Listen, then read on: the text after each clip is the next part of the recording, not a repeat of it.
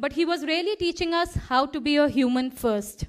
He had a famous saying that rings louder than ever before. The saying goes as, "Your dreams must have a place for the less fortunate, else it is only an ambition." I repeat, your dreams must have a place for the less fortunate, else it is only an ambition. Today we take that spirit of Maggie's, of doing more, and apply it to one of the most pressing shifts of our time. Our theme tonight is fostering leadership, responsible leadership, reimagining organizations in the age of gig work. Tonight's theme is, in fact, could not be more timely. We stand today in an India that is rewriting the rules of work, a country where digital platforms have become pathways to employment, where flexibility is both an opportunity and a vulnerability, and where millions of gig workers contribute to rapidly shifting economic landscape. In the last 12 months alone, if you all would have noticed, throughout 2024 and 2025, we have seen the Indian economy pivot. We've seen the Karnataka platform-based gig workers bill passed right here in our backyard. We've seen the code on social security finally reshaping the landscape in the past few weeks. In the West, the gig economy is often a side hustle, a choice of flexibility. But here in India and the larger part of Southeast Asia, it is becoming the main hustle. It is primary livelihood of millions. We aren't just talking about algorithms and apps. We are talking about dignity, social security, and the very definition of a job. And this is why the way organizations respond, the way leaders respond, will determine whether the gig economy becomes a story of empowerment or a story of inequity. And that is why we are here. Debates like MaggieSpeak reflect what Father Ed often emphasized. Clarity must meet conscience, and leadership must meet responsibility. In that spirit, today is not just about winning an argument. This is for the participants especially. It is about stretching our imagination, about challenging our assumptions, about examining what leadership should look like in a world where organizations are being unbundled, work is being decentralized, and expectations from leaders have never been higher. We are here to ask, can we build organizations that are agile and humane? Can we have 10-minute deliveries without compromising on hundreds of years of labor rights? That is the challenge for our speakers tonight. I would like to take a moment to thank our partners who made this possible. A huge round of applause for our gold sponsor, IDFC First Bank, the organizing team, and our gratitude to the director of XLRI Delhi Jhajjar campus, Father Nelson, who is with us here today, along with the back-end support from the entire administration of XLRI Jamshedpur and Delhi for their unwavering support. With that, let us begin this evening of ideas, challenges, and reflections. I now invite Father Nelson, Director of XLRI Delhi Jhajjar campus, to invite and give the inaugural address. Fellow in Management from XLRI, MA in Philosophy from University of Madras, and ME in Computer-Aided Process Design, Father Nelson has led multiple leadership roles before this as well. He was the Vice President and Treasurer of Jaipur Xavier Educational Association, Manager St. Xavier School in Jaipur, Associate Professor in XLRI in the field of Organizational Design, Associate Dean, Student Affairs, and many such more acclaimed roles. Father, please take over the stage.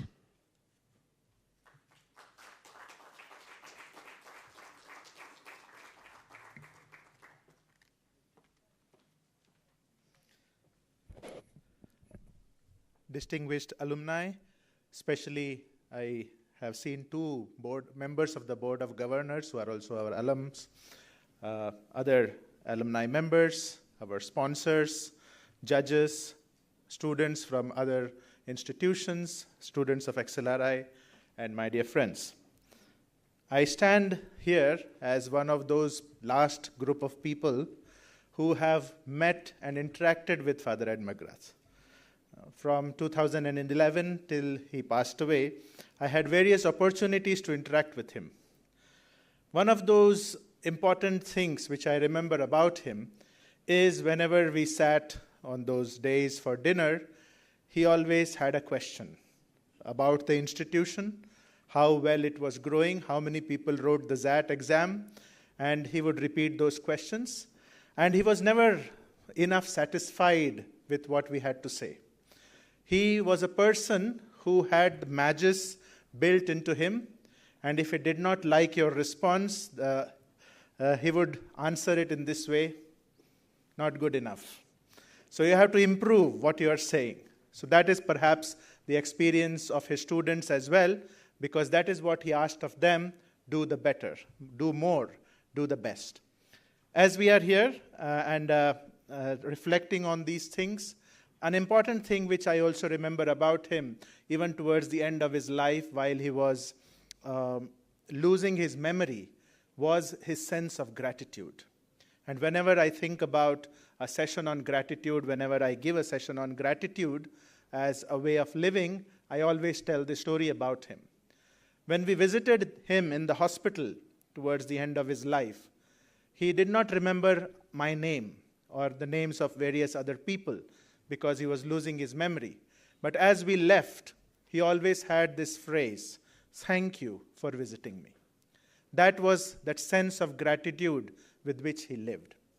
And as we are here this evening, thinking about him and thinking about the field of management, what we need to do is, first of all, be filled with gratitude for the life that we have received, for the responsibility that we have received as leaders of our institutions, leaders of our organizations, the responsibility of people's lives that we have, those who are our employees, and think about what more can we do for them, for their well-being. How well can we improve their lives?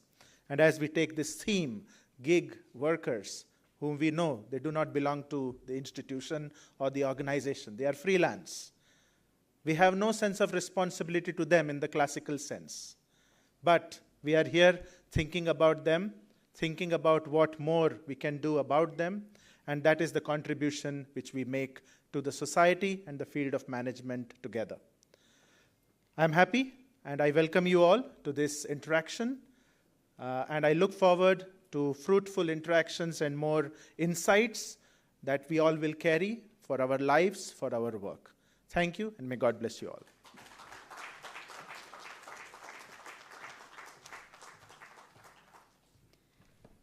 Thank you, Father Nelson, for those inspiring words and for setting the moral compass for this evening. A debate needs a referee, but more than that, it needs a guide. In this role today, as chairperson of the debate, is an Excel alum and founding member of McGrath Center for Policy Research. He has shaped culture and crunched people analytics before at Siemens and Siemens Energy, and is currently the global head of culture and performance at Soliton Technologies. Roles where he has lived the challenges and opportunities of shaping organizations in a fast-changing world.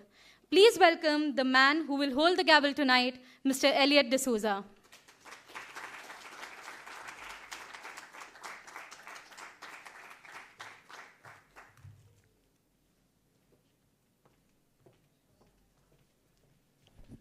Thank you. It is my honor to be the chairperson of our debate tonight, the 6th edition of MaggieSpeak, the Father McGrath Annual Debate Series. Once again, as a timely reminder for us, our theme today is reimagining organizations, ethics and responsibility in the age of gig, contract, and outsourced staffing. To begin, we will have our 4 teams, our finalists, on stage. I'd like to invite, in no particular order, Team Speakeasy,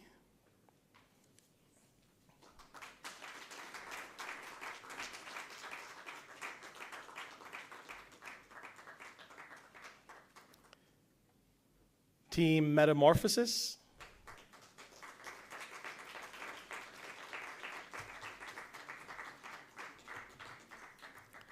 Dream Team,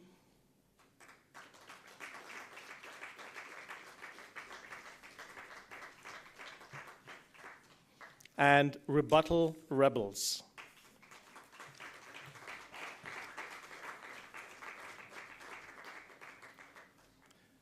Thank you, participants.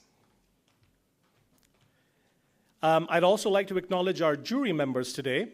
We have Mr. P. Anand, CEO of Arjas Steel.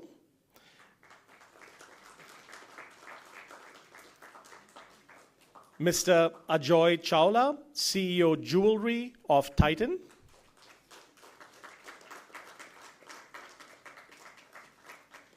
Mr. Diwakar Ram Bodupalli, MD and CEO of Credit Access Life Insurance Limited.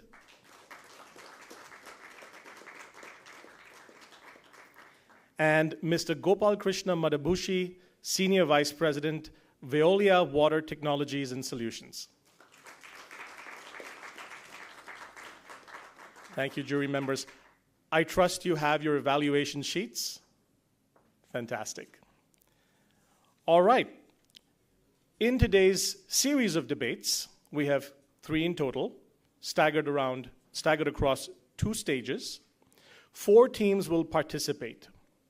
The debate will be held in 2 stages.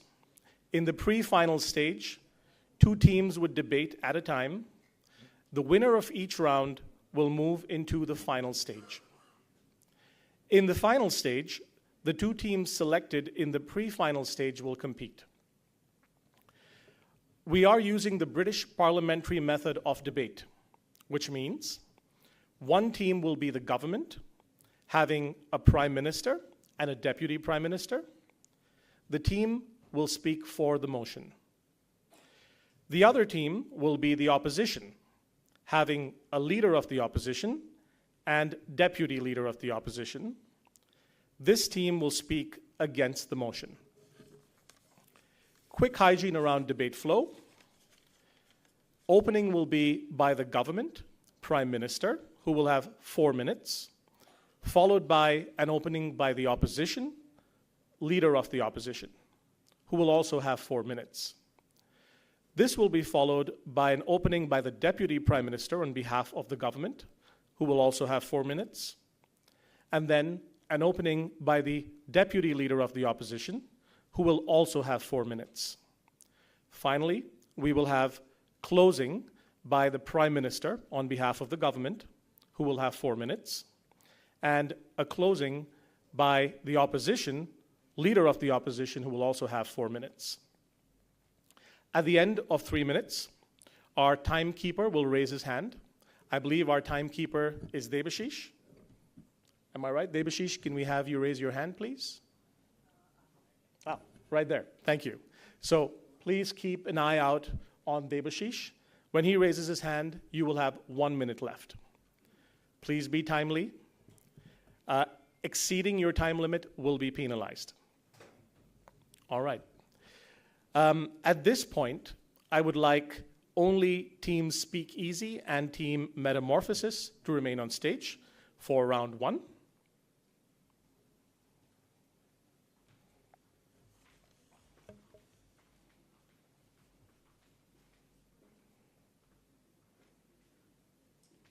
Do we have both teams on stage?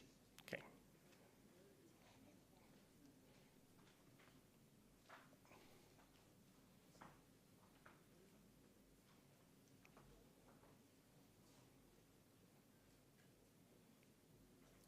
Are we missing one more member? Okay.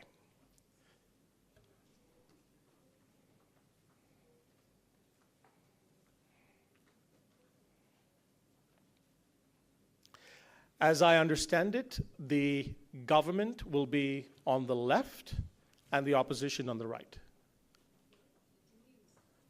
My apologies. Okay, we'd like to invite the jury on stage, who will take their seats to my left, please. Please enter the stage from the right. From my right, please. Yes. I'm not sure about that. Perhaps we can introduce that segment. Okay. Jury, would you be willing to take questions? The jury would like to ask questions.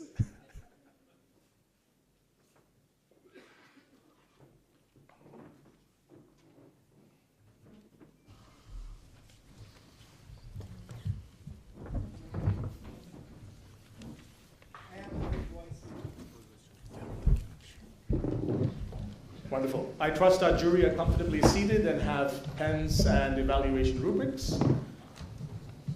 Great. With that then, I'd like to get this debate underway. Round one, our topic for this debate is, this House believes that governments should treat digital platforms as employers rather than intermediaries. Let me repeat that. This House believes that governments should treat digital platforms as employers rather than intermediaries. The team that will speak for the motion, the government, is Speak Easy. The team that will speak against the motion is Team Metamorphosis. The floor is yours, Team Speak Easy. Responsibility is not a burden, it is the price of the power. Honorable jury, respected opponents, and esteemed audience. In every Indian city this very evening, a delivery partner will dodge potholes, carry 12 kg on their backs, chase deadlines set by an algorithm, and return home without a payslip, any pensions, and even the right to protest being deactivated. We are debating the motion. This House believes that governments should treat digital platforms as employers rather than intermediaries. Let me begin by interpreting this motion. Clearly, digital platforms such as Zomato, Uber, Swiggy are called digital platforms. They use technology to assign tasks, track workers, extract value. Legally, they may call themselves intermediaries, but in practice, they control, command, and profit from workers in a way indistinguishable from employers. The government team stands firm. Platforms that act like employers must be treated and regulated as employers. And we ground our case not in idealism, but in policy.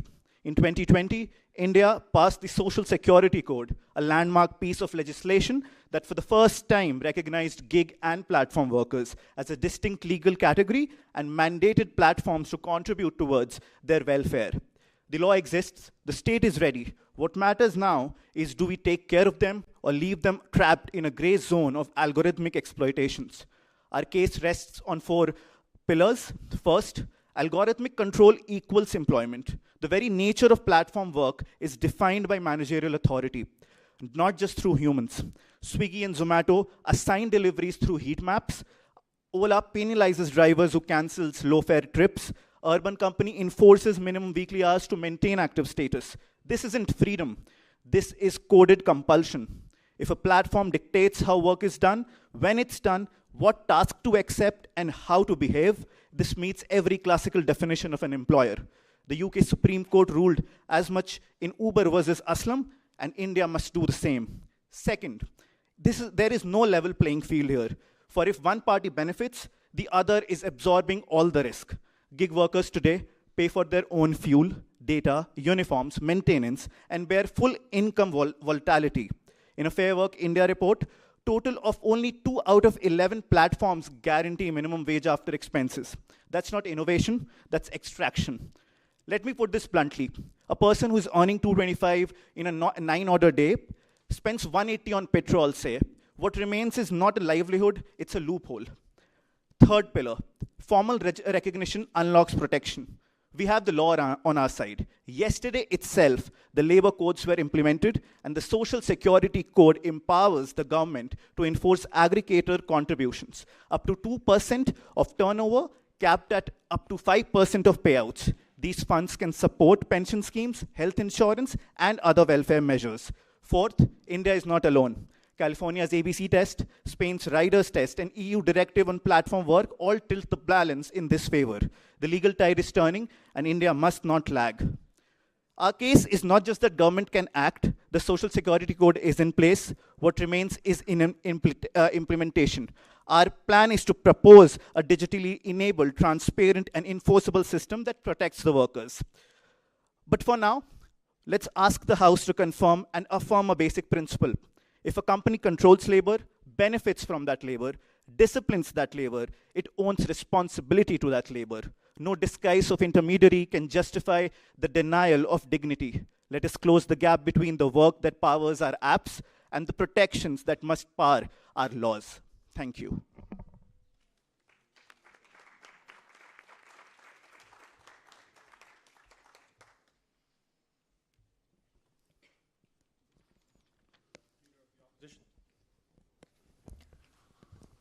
Respected members of the jury, the opponents and the members of the audience, we vehemently disagree with the premise of the motion.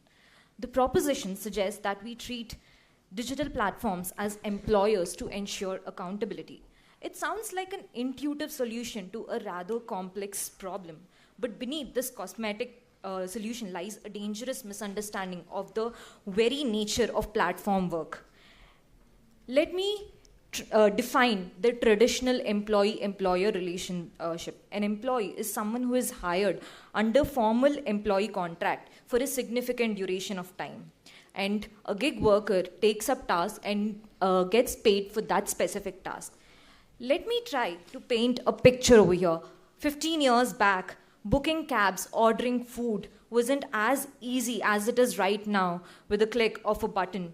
Today, we have the convenience of this technology, and we have collectively worked as a society to bring about this progress. It is due to this very tech that a woman managing a household can take up jobs as a hairdresser, as a makeup artist for a few hours a day, and to earn some additional income to empower herself financially. It is due to this very change that students have flexibility to earn extra income to support their dream.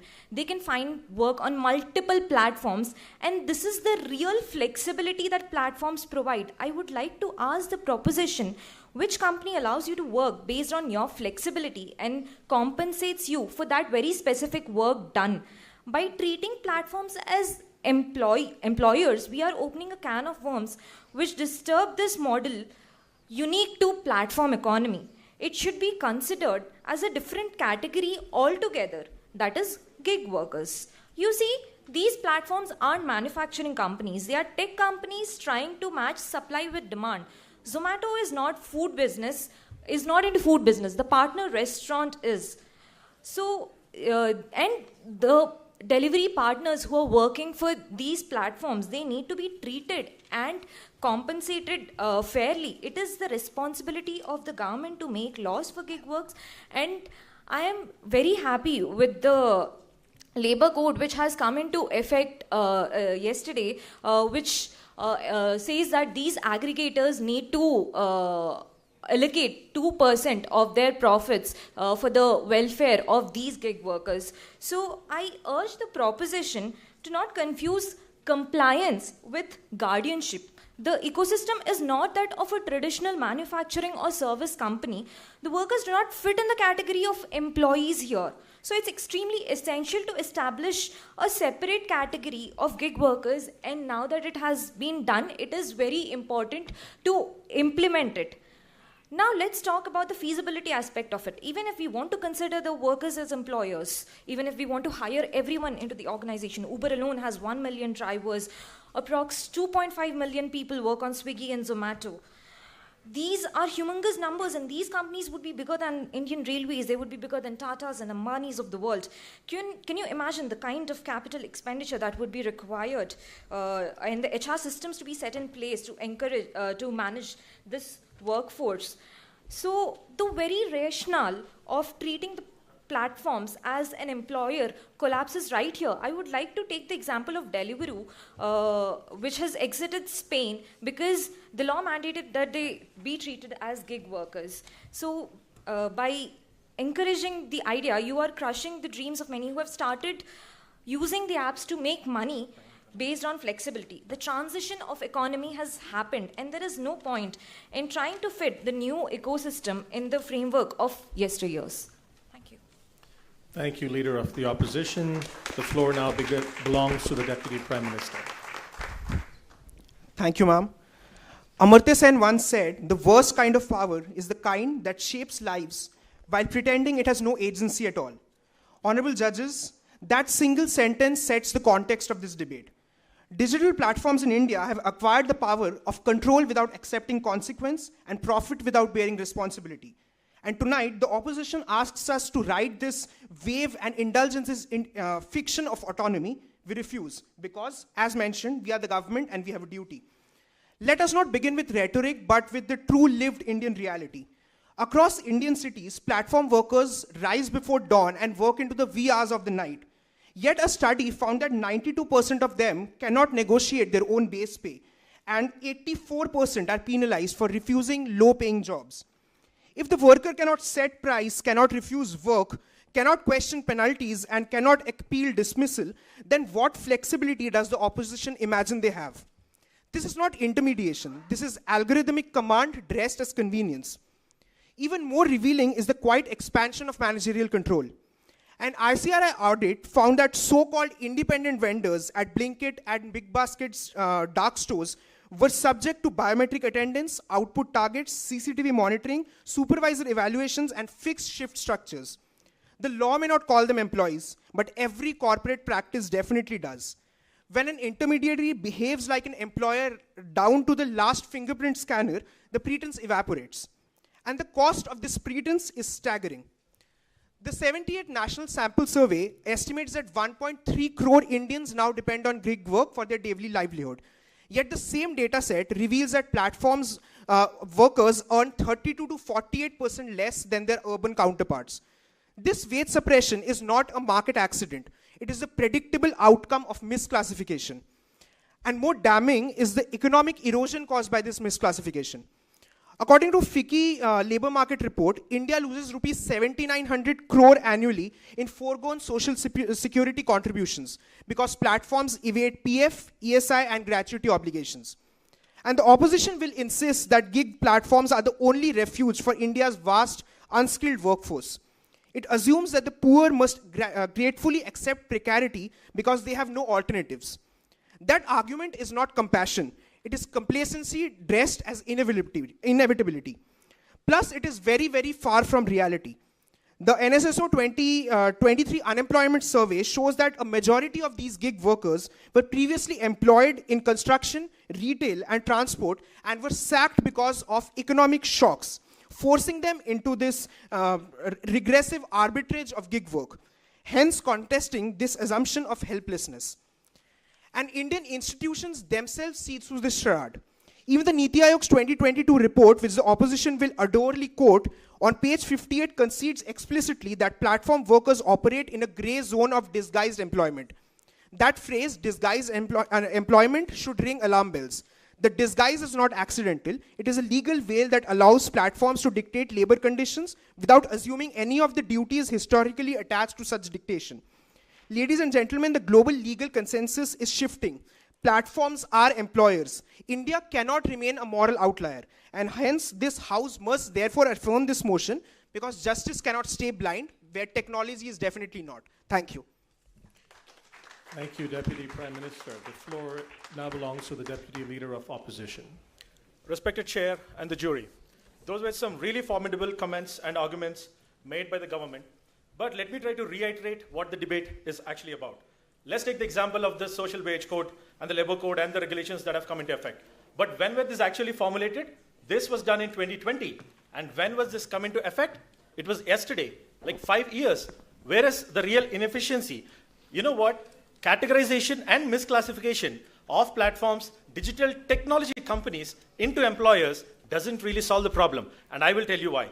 Exploitation and sympathy narratives. I know, I understand, acknowledgement, acknowledging hardship, but you have to separate the actual problem from the solution. The government's narrative of making, these matchmaking companies, which match supply to demand to treat as employers is as simple as renaming the city and calling it developed, right? And employment status does not eliminate exploitation. Let me tell you, what happened to Foxconn? What happened to Wistron? What happened to several other economies, Southeast Asian economies? They are all employees, right? Foxconn has thousands of employees in India, but still the riots broke out. They are true proper employees with an ID cards in their pockets. But true dignity, let me tell you, does not come from enforcing protections. It does not come from cosmetic relabeling, but it comes from enforcing protections. Changing the label basically does not change the lived experience. And one more thing. We all are such, everybody in our phones right now at this very moment have used these platforms. 10 minutes delivery, food delivery, cabs and everything. 15 years back, where were all this? There were not cab drivers at all? Yes, there were. But there were in some other corner and the demand was some in other corner. These companies, these platforms leveraged technology to bring these two people together. And imagine 1 million. How big of a number that is? 6.5 million. How big of a number that is? That is the number of daily orders that are produced, that are generated every day on these digital platforms. And imagine, 1 million Uber drivers, 1 million Ola, drivers, marking them as employers. How big of an organization they should be. They function this way, they get to our contribution, and they provide this convenience is because they are platforms. Look at the example of Amazon, 20, 25 years already, right? But Amazon's success partly comes from technology, but it's the sellers. It is still, today, it is still a marketplace. You know what? Let me tell you, emotion appeals to worker suffering, right? Compassion without practicality is as simple as, it's just playing a play in a theater, right? Emotional suffering is real. We acknowledge that. Even the wage code categorizes the platform, digital platform workers as platform workers. And I will try to refute the very basis of this argument that changing labels or misclassification does not solve the problem. What you have to do, you have to come up with a separate category. Okay, there is interesting development, there is wage code, there is everything put in place. But are there special tribunals? Is there a voice? No, not really. And finally, I want to also inject the point that platforms sort of externalizes risk. But no, they are the very sources of empowerment, right? A woman sitting somewhere in the rural India is able to work 3 to 4 hours a day. How is that happening? It is happening because of the platforms. Thank you. Thank you, Deputy Leader of Opposition. Closing remarks by the government, Prime Minister. The opposition spoke much more like a spokesperson of an Uber or a Zomato rather than a real opposition. To quote, "We do not inherit the future from our ancestors, we create it through the systems we design." Yes, we have leveraged technology to create those platforms, but that technology can also be used to regulate it. We can't turn a blind eye to these over-enthusiastic capitalists. Tonight's debate is not merely about law, it is about design, a design of accountability. My fellow opposition mentioned that changing labels do not change anything. I think that's factually completely incorrect, because changing labels would change the way those people are treated. Treating them as employees gives them a social safety net, gives them maternity benefits to women, gives pension benefits, insurance benefits, health insurance, accident insurance, and we know how much accidents have risen due to the quick common e-commerce explosion. Let me summarize the debate from the government side. First, we defined what digital platforms are. Second, we emphasized on the fact that economic asymmetry is staggering. Workers are paying for everything, and profits are just being shared among the stakeholders of those large platforms. Our Deputy Prime Minister extended this case with evidence of wage suppression, opaque algorithms, and the devastating consequences of misclassification. Let me propose a solution, because we want this to be productive. We saw yesterday that the social code has been implemented, and there is plans on aggregators to pay the workers. We propose a blockchain-inspired decentralized infrastructure for the gig worker welfare. Much like the transparency and interoperability in the UPI and the ONDC models, it's time that we move towards gig workers' welfare. The model will ensure traceability, accountability, and portability. Each worker will get a unique identification number based on blockchain and a blockchain-based social identity, an encrypted ledger. Platforms, in turn, will contribute a significant % of turnover to each worker, depending on the productivity that these workers are having on those specific platforms. So if a worker works more on Zepto rather than Dunzo, Zepto has to pay more. These contributions will fund accident insurance adjusted for road hours, health cover, maternity support, skill development credits, emergency allowances. We don't want these gig workers to remain gig workers. We can upskill them through the funds that we generate. The blockchain ledger will also contain a grievance log. Every suspension, every appeal, every review, time-stamped, immutable, and visible to a government tribunal, ensuring due process. And these benefits are portable. If, say, you switch from a Blinkit to a Zepto, your record travels with you. If you move from Jaipur to Kochi, your coverage continues. No more lost entitlements in state boundaries or platform silos. This is not just a vision, it's a working blueprint based on existing legislative frameworks like the Social Security Code. We are a welfare state. We have to promote the welfare of our people, especially on the lower stratas. To the opposition, we say, this model doesn't cripple platforms, it stabilizes them. It gives them legitimacy, reduces litigation, and builds user trust. And for the worker, it means no more deactivation without cause, no more delayed reimbursements, no more invisible injuries. In closing, we remind this House, technology is not neutral, but it can be made just. If India can build the most efficient digital payment system in the world, it can build the most ethical digital labor system too. This House must treat platforms as employers, because only then will our laws, our systems, and our society can catch up to the world gig workers already live in. Thank you, Prime Minister. Closing by the Leader of the Opposition. The opposition has tried to argue that the only solution to the existing problem is by holding them accountable and treating them as employees. Now, I agree with them partially. They have to be held responsible. They have to be held accountable. But by giving them the label of employees, you're dismantling the whole gig economy. You're dismantling the whole ecosystem. Again, I want to re-emphasize on the fact that employees have long-term contracts, fixed income, and we have, in a world driven by AI and automation, this nature ought to transition to more fluid and flexible forms of work. The government has argued that the algorithms are opaque and there is no scrutiny. But do you realize that when Swiggy reduces the service charge, there is a huge uproar on social media? The government has argued that there is misclassification. And yes, there is misclassification if you try to classify them as employers. Please classify them as gig workers, because that is what they are.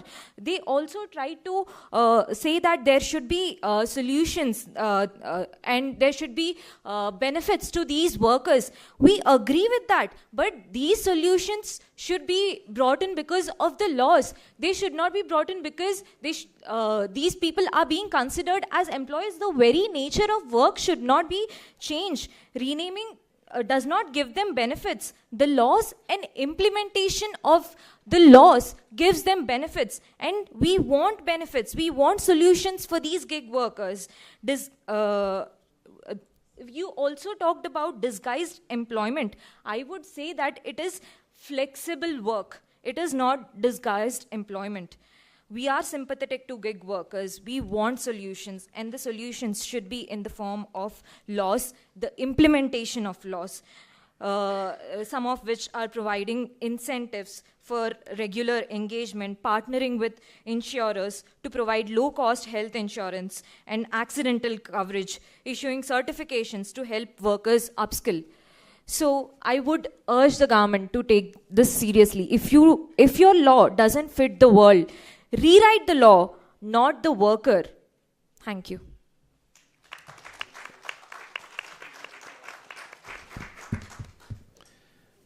Thank you, Leader of the Opposition. Could I have both teams exit the floor, please? Thank you. Team Speakeasy and Team Metamorphosis.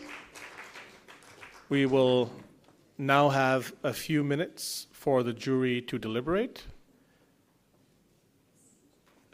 Do we wish for the jury to remain on the floor?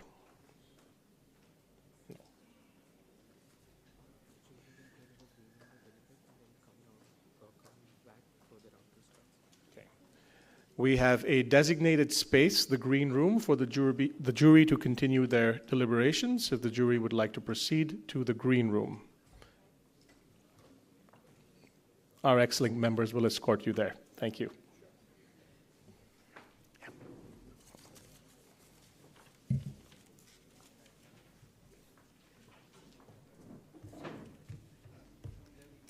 Thank you, Elliot. While our jury steps out to deliberate, let's take a short pause. Our goal sponsor, IDFC First Bank, is asking and addressing a fundamental question: why financial education matters. We all tackle with financial or money matters every day, but no one teaches us how to deal with them. That's why financial education is so important. It helps us make confident and informed about the choices in real life. This is where IDFC First Academy comes in. IDFC First Academy is an initiative by IDFC First Bank created with one simple aim. The aim being to make financial education simple and accessible for every Indian. And when I say simple, I mean really easy. You'll find bite-sized learning modules, super short videos, fun blogs, and all of it designed so you can learn at your own pace. You can even take quizzes and earn certificates. And yes, there's gamification too. So here's a short video to give you a full picture of IDFC First Academy. Let's roll it, please.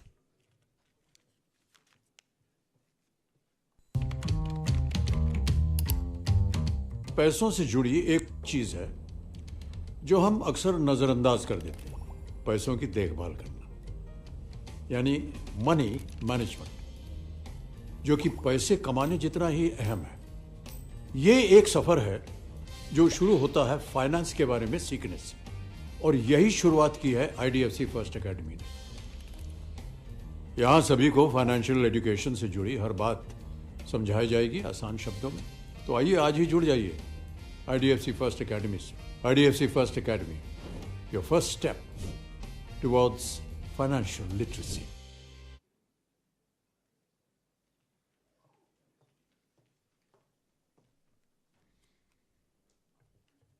I can speak for myself that this is the first thing I'm doing when I go back home, lie down on my bed, and instead of doom scrolling, this is something I can do. And I think I'm speaking on behalf of many of the audience members here as well. Financial literacy is a topic which is pertinent in today's world, and all of us will be intrigued by this academy. Now, moving back to the debate, which was an intense round, and now I want to turn the spotlight to you, the audience. Let's talk. Father Maggie spent years running a skill development center for tribal youth, essentially skilling the unorganized workforce. Now, this is for all the senior alumni we have in the audience here. Just imagine if Maggie were here today, looking at Swiggy or Uber drivers, what is that one piece of advice he'd give to the CEOs of these companies for these drivers? The stage is all yours. Would anyone want to volunteer?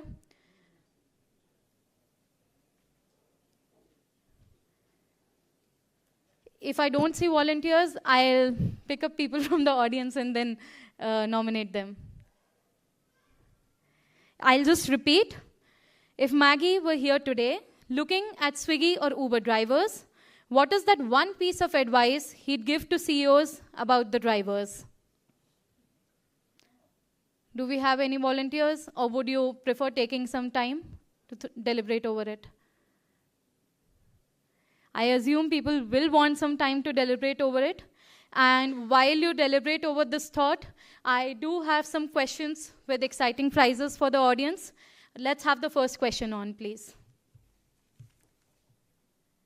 So the question is, as you can read on the screen, which service sector generates the largest gross volume within the global gig economy? So rules are as simple. Raise your hand, give the answer. The first one to do so wins the prize. Yeah, we have a gentleman over there.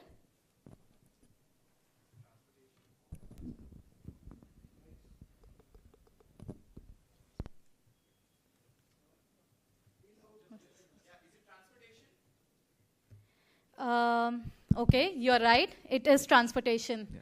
Let's have a huge round of applause for him.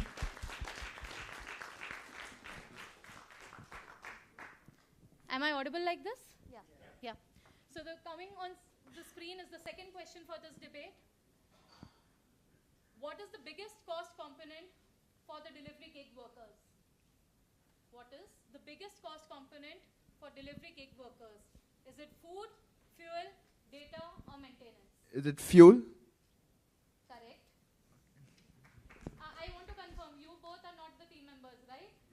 You have all the right answers ready at the go. Okay, so that's correct. We have the second winner here. Moving on to the third question. This is an exciting one. Which country has the largest gig workforce in the world? Okay, so we have a raise of hand over there. Yeah. Is it India? What? India.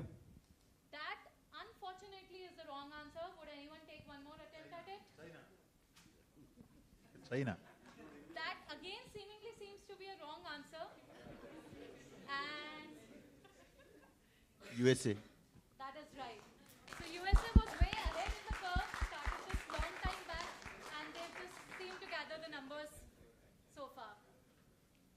Moving on to the fourth question. India's gig workforce is projected to reach nearly 23.5 million by which year? Okay, we have audience from here answering. 2030, option B. That is correct.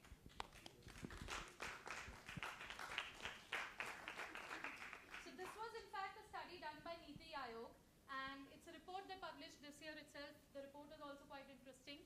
They say that we will easily touch 23.5 million. That's in fact the lower end of the spectrum that they are quoting by 2030, and it can go above and beyond as well. Moving on to the last question for this section. Which Indian state was the first to pass a law to welfare board exclusively for the gig workers? We have a raise of hand over there. Orissa? That's wrong. Not there. Karnataka? We have the right answer from here. Okay, so the options are Rajasthan, Haryana, Goa, and Karnataka. So we have the right answer over here. Rajasthan? That's right. Rajasthan is the right answer, but I would still want to give it to the gentleman over here, first row. He gave the right answer. Let's have a big round of applause.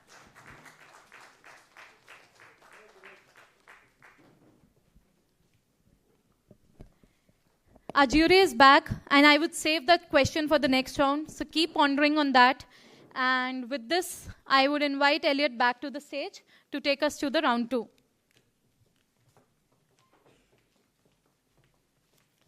Thank you so much. I trust our jury are now seated and comfortable. We can proceed now to round 2 of today's debate. I'd like to invite up onto the floor Dream Team and Rebuttal Rebels, please.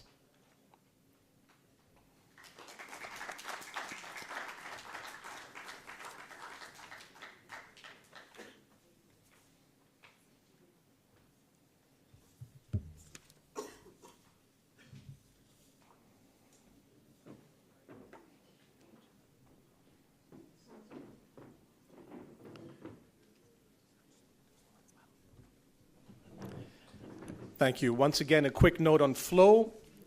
Opening first by the Prime Minister for 4 minutes, followed by the Leader of the Opposition, opening for 4 minutes. This will be followed by the Deputy Prime Minister for 4 minutes and the Deputy Leader of the Opposition for 4 minutes. Closing will be by the Prime Minister for 4 minutes and then the Leader of the Opposition following for 4 minutes. At the end of 3 minutes, again, our timekeeper will raise his hand. Please pay close attention and don't exceed your time. Our topic for round 2 of our debate tonight is that this House believes that the future of ethical organizations lies in hybrid workforce models, not in full-time employment. I'll repeat. This House believes that the future of ethical organizations lies in hybrid workforce models, not in full-time employment. Prime Minister, the floor is yours. Honorable Speaker, members of the House, let me start with something very simple, something that all of us have seen. A young mother in Bangalore, extremely capable, had to quit her full-time job, not because she was not good enough, but because her workplace still functioned on a rigid 9-to-5 structure, something that did not simply match with the life that she was living. Today, she works hybrid, partly remote, partly project-based, and she said something that really stayed with me.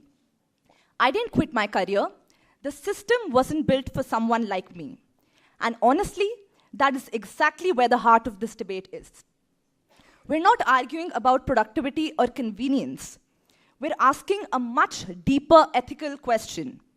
Can an organization call itself ethical if it only runs on a full-time model that excludes so many people? We say it cannot, and that's why we proudly propose this motion. Before I start my case, one line of definition. By hybrid workforce, we mean a core full-time team plus a fair, respected outer ring of remote workers, part-timers, and specialists, all who are integrated transparently.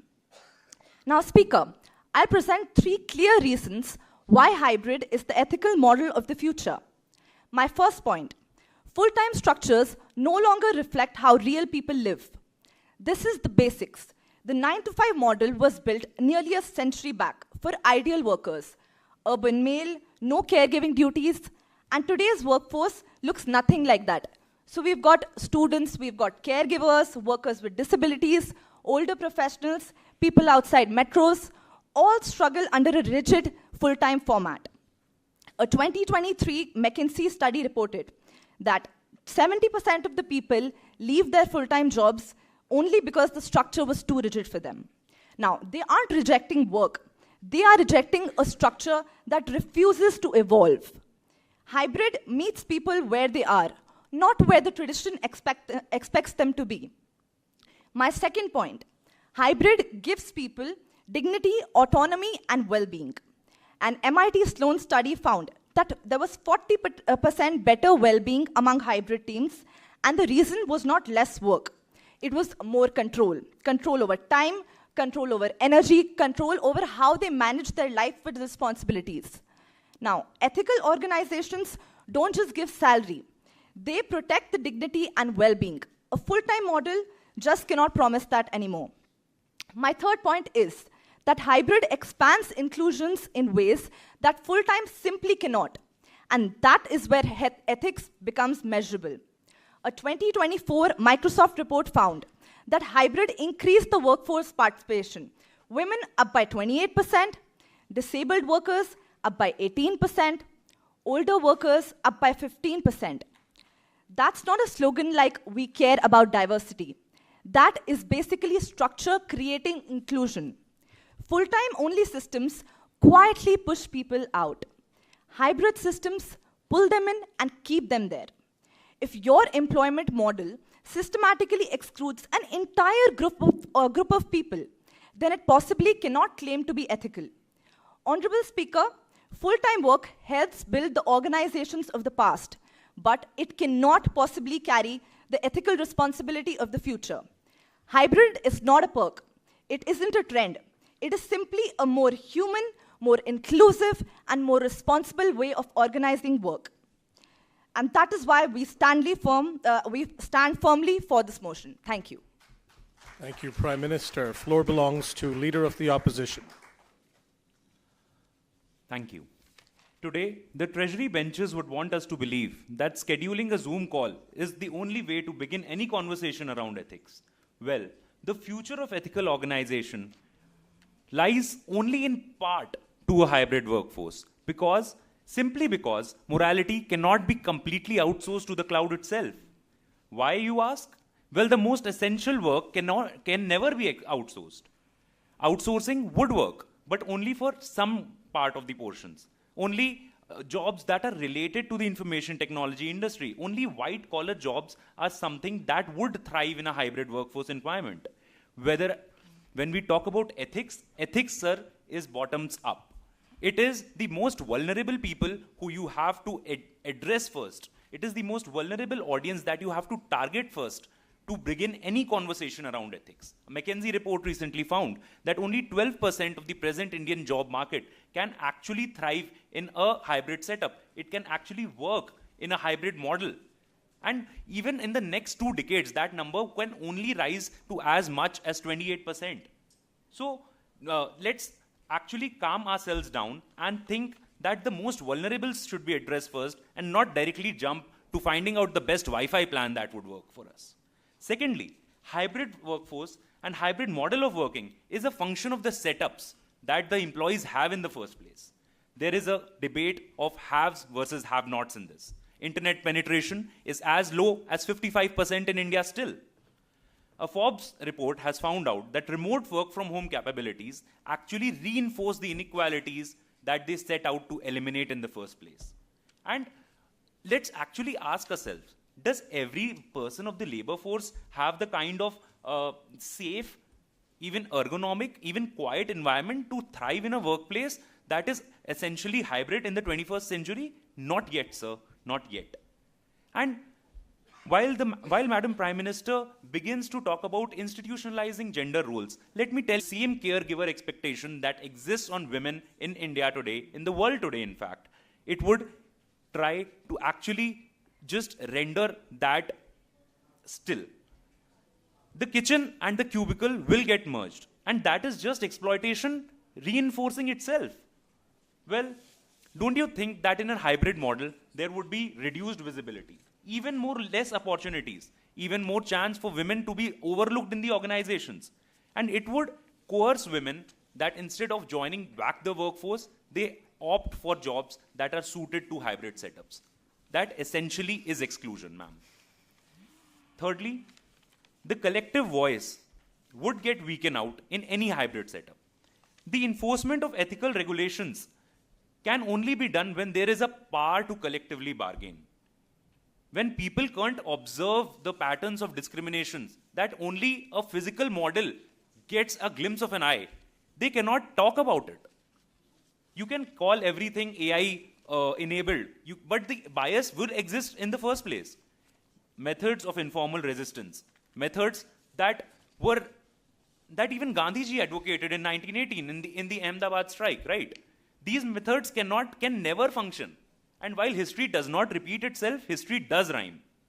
So any kind of whistleblowing, any kind of collective action is never suited in a hybrid workplace model.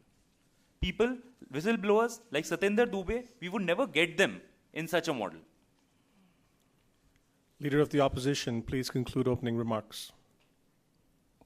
I thought I was.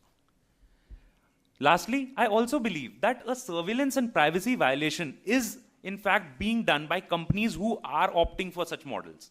Recently, we have seen in countries like Australia, Europe, there have been actual privacy concerns, audio monitoring, screen capture, even productivity-wise gamification of your apps that are being done. Now, this can only relate and even more exacerbate burnouts, stresses, pressures. A Gallup survey has recently found out that such hybrid workforce models, in fact, are not models. They are actually bosses following you to home. Thank you, Leader of the Opposition. The floor now belongs to the Deputy Prime Minister.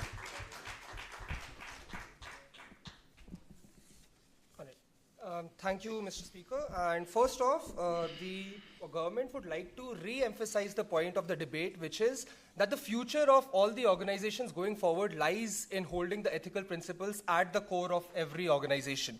And that only comes through hybrid models. Now, the Leader of Opposition has very conveniently come forward and told us that all that we have been vouching for have been AI regulations and online implications of the same. While we did not even ponder over those, we told you that hybrid model essentially includes a core full-time team and a fairly respected outer ring of remote workers, part-timers, and specialists who all come together to form a hybrid model. We are essentially not over here telling you that full-time model is not the way forward. We are telling you a hybrid model will eventually bring in a more strengthened core in all the organizations and a more ethically thinking core for the organizations to take forward. Now, the Leader of Opposition came over and told us that we have been going on and on about how, while we are harping over the ethical practices that the organizations are following, the Leader of Opposition comes over and tells us that it is all about Zoom calls and internet connectivities and privacy concerns.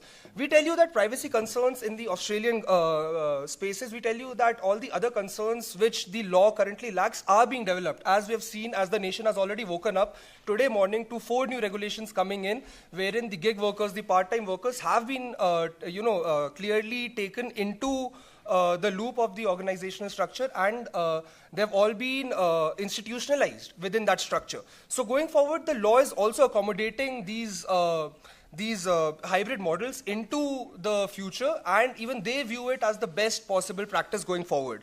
The leader of opposition told us that ethics are bottom up and only 12% can work in hybrid, and this number is eventually going to rise to 28%. We tell the leader of opposition that the government has come forward with these regulations recently to increase this number and to take it forward, because we realize that 12% is a small number and the future lies in hybrid modeling. Thirdly, the leader of opposition came over here and told us that everybody needs a space to thrive, and we tell you that in the current system, that is lacking. So now, Mr. Speaker, from the government side, we again want to re-emphasize why hybrid models are the way of going forward, and we do so by highlighting three major aspects to build upon the point brought forward by the Prime Minister. Firstly, we tell you that workers want control and not rigidity. In today's age, we see that the people of the workforce of today, they do not want easier work. They actually want work which caters to them and gives them the autonomy to emphasize where they want to work. The young want balance in the work hours. The old want more convenient and flexible roles. And the specialists, they thrive in specific specific concerns which the organizations have and which they come in to solve. So we tell you that ignoring worker needs is not the tradition, it is irresponsible. And to cater to all of those needs is why the hybrid model comes into play. Secondly, Mr. Speaker, we tell you that hybrid models are the cleaner and the more transparent working relationships that the organizations form with their employees. The full-time model earlier, they used to hide unpaid over-hours that the workers used to put in. There was a burnout which even the leader of opposition pointed out, but not in the digital way, but in the full-time manner, wherein the employers would come in and expect you to work for 70 hours, 80 hours a week, and the people will have to come in and work for those hours because agar boss ne bola hai, to karna padega, and that is the job. Thirdly, Mr. Speaker, we tell you that hybrid creates stable and ethical organizations in the long run. So we've already seen in sectors across retail, tech, and services that there have been there have been overhires, and during recessions, there have been mass layoffs. We tell you that hybrid systems takes all of this into account going forward, and for these reasons, our House is proudly proposing the motion. Thank you. Thank you, Deputy Prime Minister. Floor belongs to the Deputy Leader of Opposition.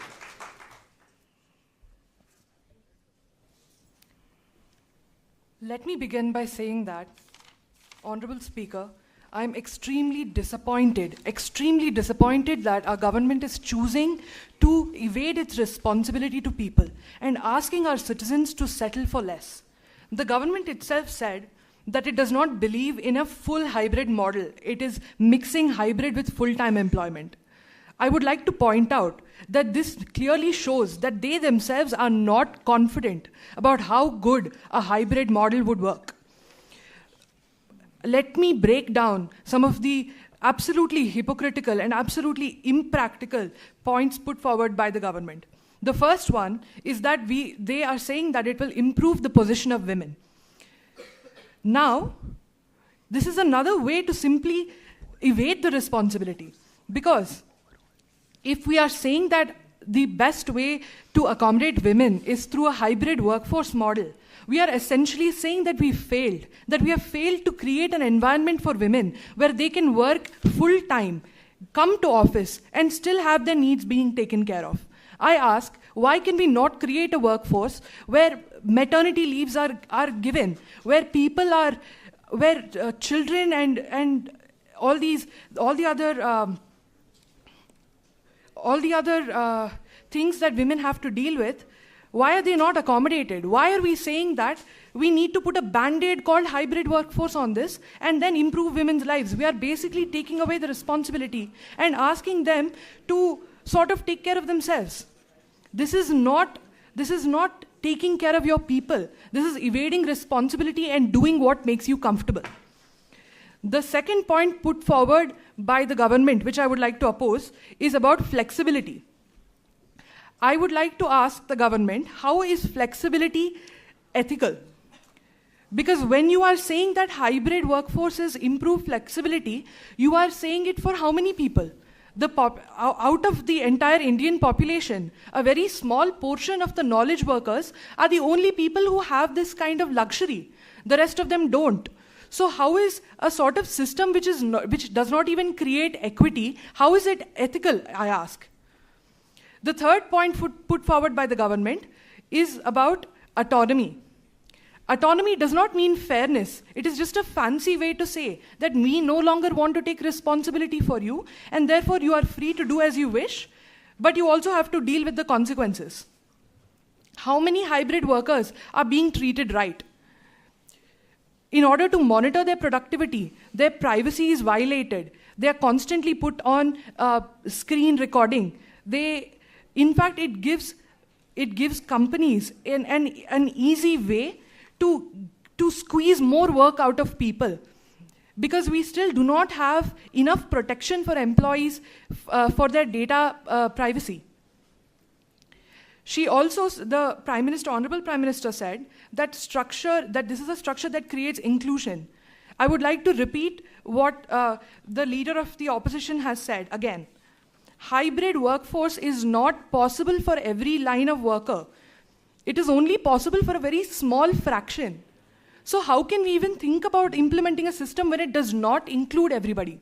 How is this ethical? This is the question I'd like to put forward through the speaker.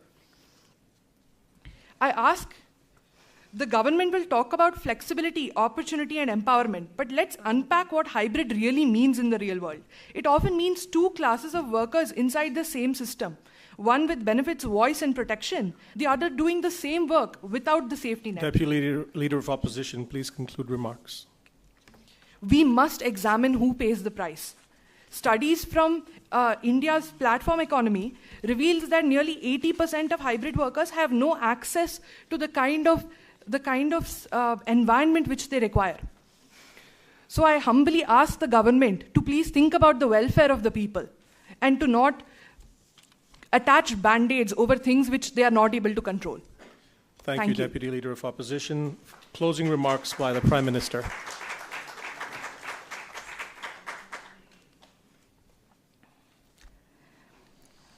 Honorable Speaker, it's important to begin by clarifying what this debate was never about.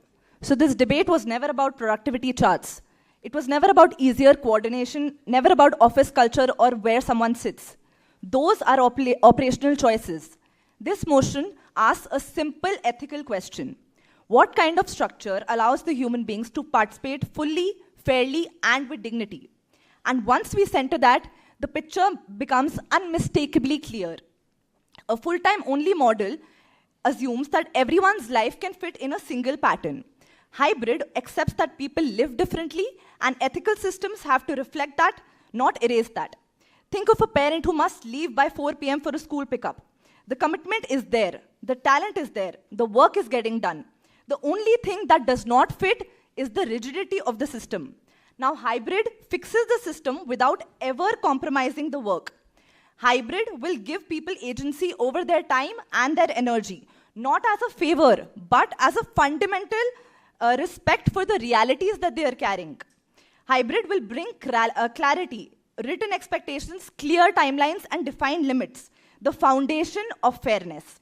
And hybrid supports ethical stability, reducing boom and bust hiring cycles that fall the hardest on maximum workers.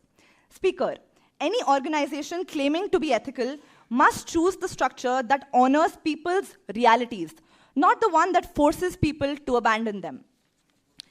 The opposition party mentioned how we talked only about women. I would like to clarify, we did not talk only about women. We talked about disabled workers as well, older workers, people who are not able to fit into this entire model. You said the only reason that the laws were updated in the first place is because that the older structures were not protecting people. And if anything, it basically proves our point that when the society changes, the structures have to be changed too.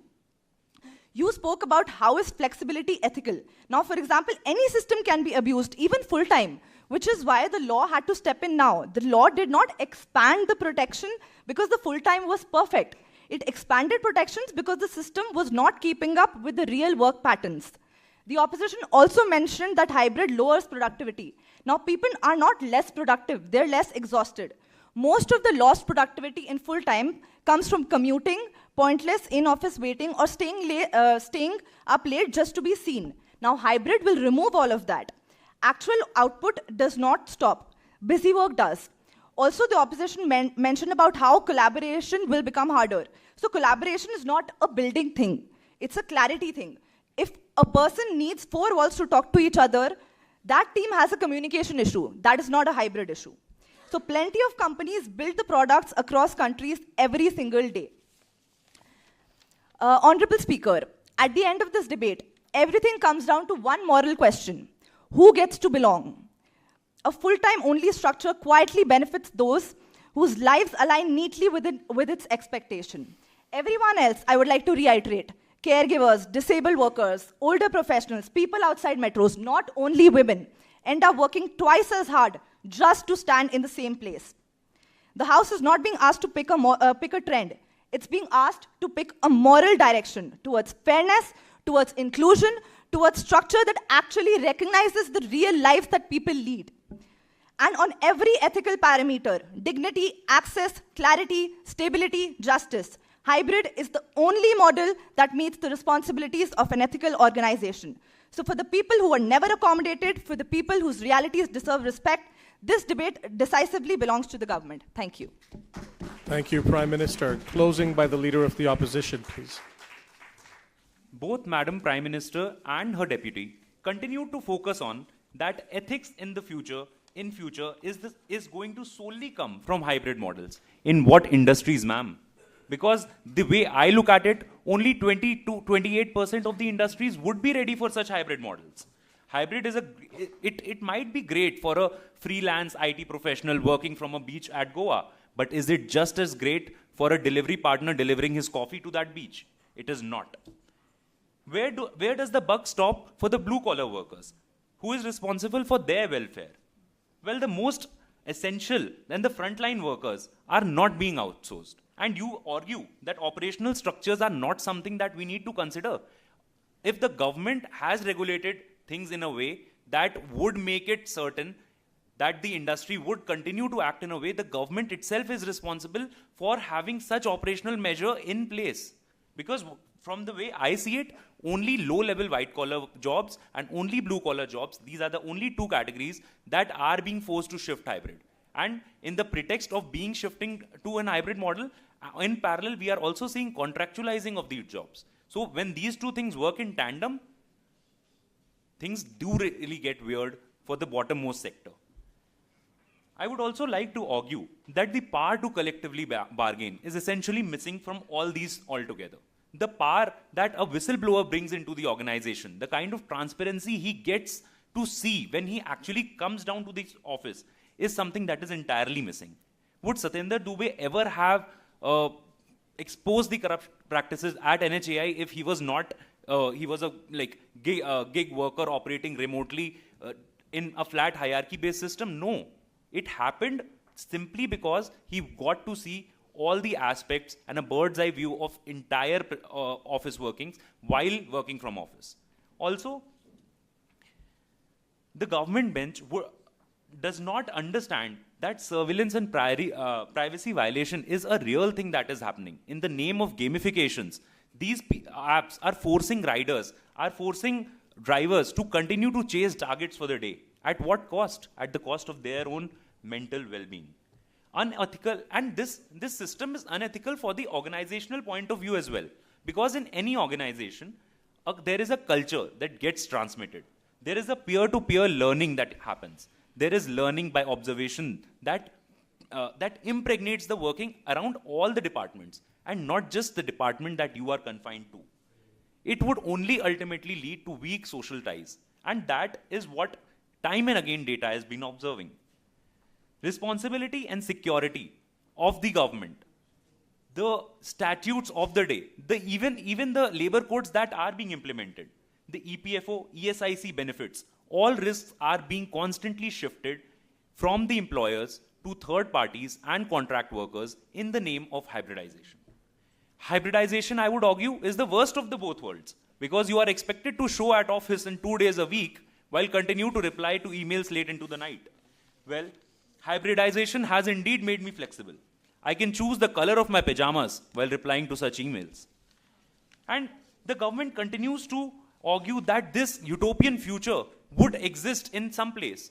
So why not hybridize the white-collar workers first, have them work from home from start, and have them work from office from start, and hybridize the frontline workers, and let's see how that pans out for everyone. Well, in a culture of inequality, we did have good labor laws and good social security codes to begin with. But if the government continues to build such operational structures that people would misuse in the name of hybridization, the future is bleak, sir. Thank you. Thank you, Leader of the Opposition. Thank you, both teams. Dream Team and Rebuttal Rebels. Dream Team for the motion, Rebuttal Rebels against the motion. You may now exit the floor.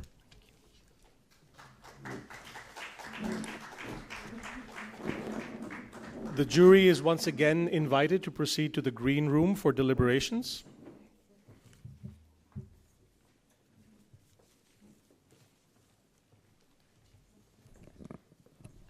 Another fiery round. We've touched upon topics of belongingness, ethics, flexibility, fairness, structural changes in society, diversity, inclusion, equity, and productivity versus privacy. While the jury decides the fate of round 2, let's keep this momentum going. Let's go around the hall and understand your views on this. As we hear these debates, we've reminded that responsible leadership isn't a title. It's a practice. It's about recognizing that even in decentralized gig-driven systems, accountability cannot be outsourced. If I had to ask each one of you one word, just one word, what must future leaders prioritize in a gig-first world? What would your thoughts be? Ponder over them. And coming back to the question I raised at the end of last round, what would your advice to the CXOs of the companies of the likes of Zomatos and Ubers be? We have a volunteer in the audience, Ms. Odette, who's chosen to share her views on this. Towards the middle, towards the back. Yeah.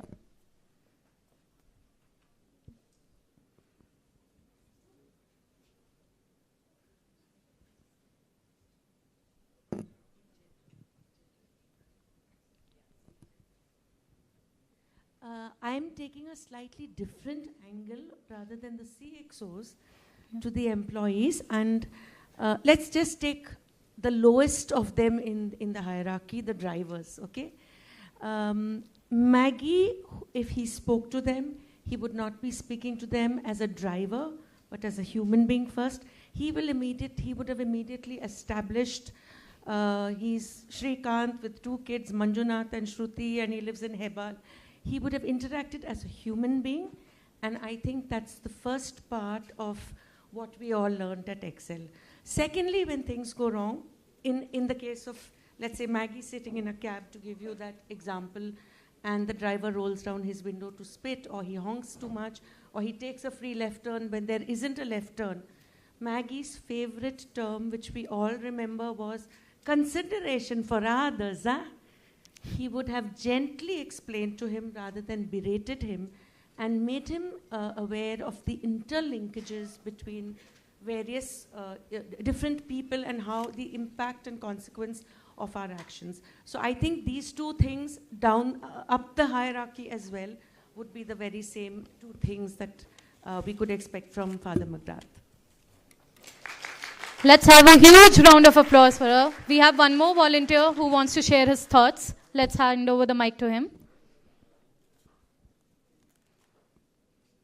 You know, Father McGrath first would have said to the CXOs, for the next 2 days, you are going to be the drivers or you are going to be the delivery guys, and the delivery guys are going to be the managers.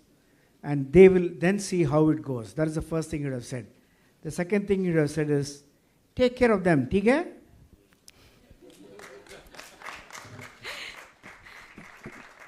So with that message of taking care of each other, taking care of everyone and anyone involved in our organizations, we'll move forward. We have another round of a rapid fire with 5 more questions and 5 more prizes for all of you. Let's start.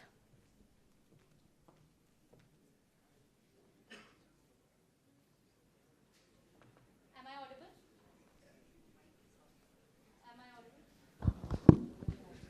Now I'm audible? Yeah. Moving on to the 6th question and first question for this section. Which country introduced ABC test to determine if a gig worker is an employee. We will give it to any new show of hands, otherwise that gentleman can take it. Let's give it to him. Yeah. USA. That's right. The first country to do so was USA. Moving on to the 7th question. In labor law, the right to refuse work without punishment is referred to as the right of dash. Hold your answers, raise your hands. The options are decline, withdrawal, refusal, and denial. We have a hand over here. Refusal. That is right. It is the right to refusal. A huge round of applause. Moving on to the next question. Oh, this is a long one. I'll read it quickly. A lack of access to basic health and retirement plans for gig workers is often categorized as a problem of what type of benefit provision? The options being centralized, universal, portable, and mandatory.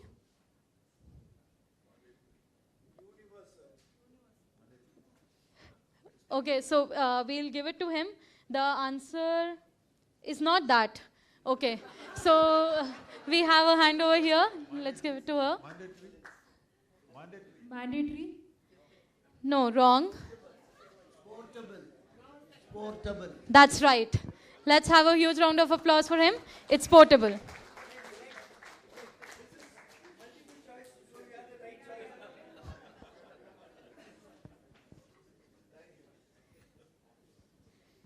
Okay, moving on to the next question. Oh, this is something we all can relate to. In the context of gig work, surge pricing is legally classified under which type of market pricing? Options being uniform, premium, variable, or dynamic. Okay, I think let's give it to the entire audience.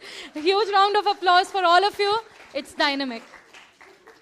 I will keep the prize for this round. Yeah. Moving on to the last question.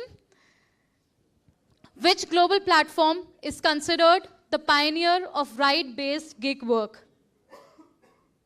We use it every day. We have a hand over here. Here. Okay. What was your answer? Okay.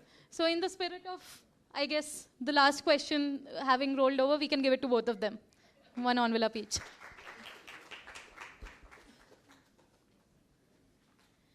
So I go back to the question I asked in the beginning. That if you had to give one word, just one word, what must future leaders prioritize in a gig-first economy? What would that be? Do we have any answers? Yeah. Keep speaking. Yeah. Empathy. What else? Trust. Respect. Sorry, I missed a word in between. Security. Welfare. Flexibility. What else? Agreed. Choice. Inclusion. Dignity. Fairness. And as we speak about all of this, we should, in fact, appreciate the students we had with us over here who were also kind of rotating around these topics and emphasizing why all of these topics should be pondered upon, should be thought about, because these are pertinent. Moving on, quite linked to the topic I am right now discussing, if we look at the wider region of South Asia, the super app culture is massive. My next question to the audience would be, as leaders, as professors, as students, what do you think if 40% of the workforce becomes gig or contract by nature in 2030? How will culture be built? The typical organizational culture trend that we talk about, how is culture built? How do you make someone feel like they belong if they only interact via an app or via their attendance marking systems once in a day? Anyone from the corporate side, anyone from the student side who would like to say a few words on this?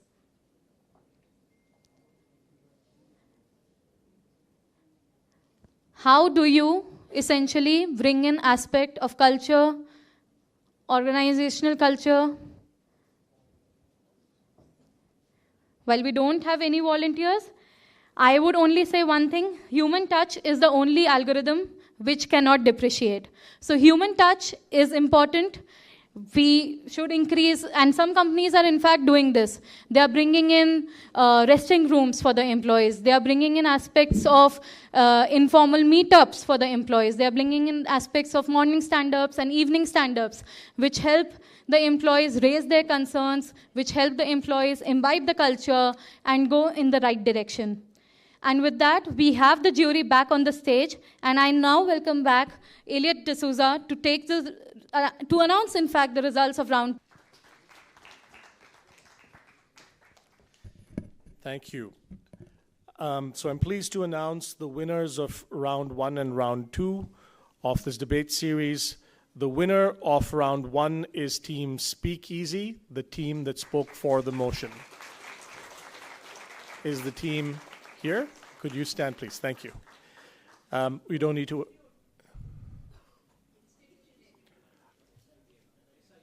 SIBM. I'm sorry, I don't have institute names handy.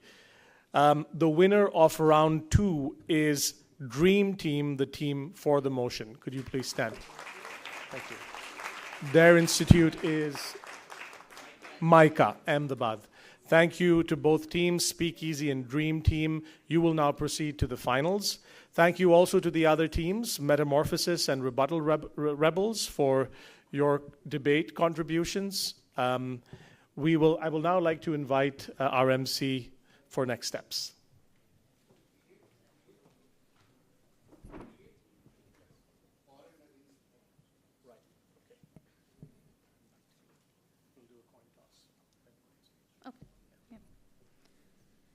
So we have one more section, which is around the coin toss for the final round. We'll wrap up with that, and we'll move on to the next section then.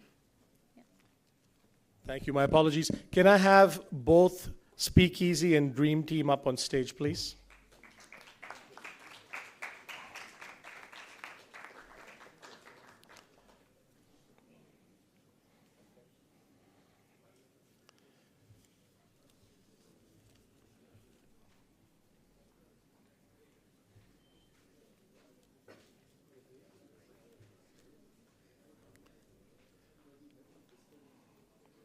Congratulations to both teams.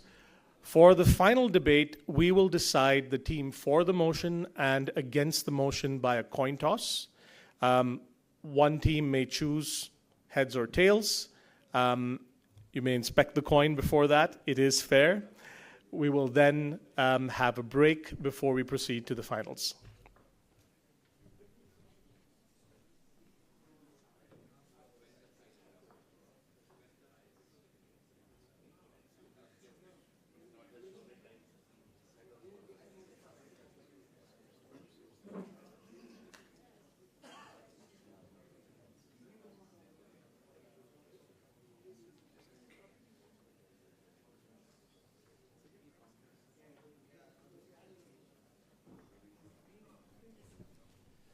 We have the results of the coin toss.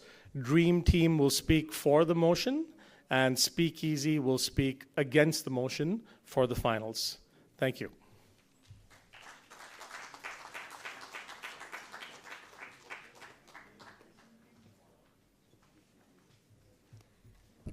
I would request our esteemed jury to take their seats in the audience. And before we head into the final battle, we have a special segment. We are shifting from debate to dialogue. To moderate this, we needed someone who asks the tough questions for a living. Our panel moderator for the day is Ms. Awan Dubash. She has over 15 years of experience in broadcast media, anchoring primetime news, crunching equity research, and grilling top market voices. She has hosted Global Business Summit and ET Awards. In our distinguished alumni panel, we have Dr. Gayatri Vasudevan, who is the Chief Impact Officer at Sambhav Foundation, with a career dedicated to civil and social organization industry. Our second panel member is Ms. Neeti Sharma, CEO of TeamLease Digital, with decades of experience in growth architect and strategic innovation. She also co-founded TeamLease EdTech, where she advanced education and employability programs. Our next panel member is Mr. Balchandran N., who is the founder and managing partner of Quick Leap Management Consultants with deep expertise in human resources across multiple countries and industries. And our last panel member is Professor Babu Matthew, who is the founding faculty member of National Law School, Bangalore. For the last 6 years, he has also served as country director of Action Aid International in India. He also will bring in a diverse perspective in this discussion, as he has led the implementation of policy and human rights agenda with special focus on economic, social, and cultural rights in 25 states across India. I will now hand over to Ms. Awan, who will lead a panel discussion with our distinguished industry leaders.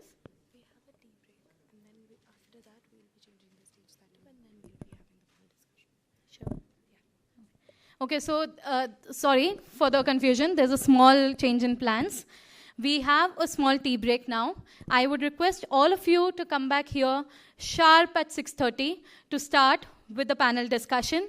Looking forward to have all of you here back and to some interesting conversations going ahead. Thank you.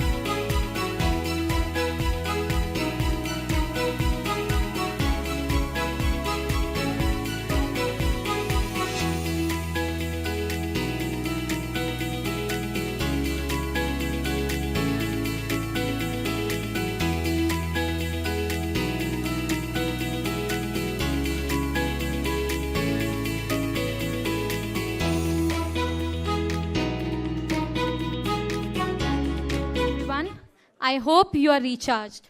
We'll start from where we left before the tea break, and which is continuing with the riveting panel discussion.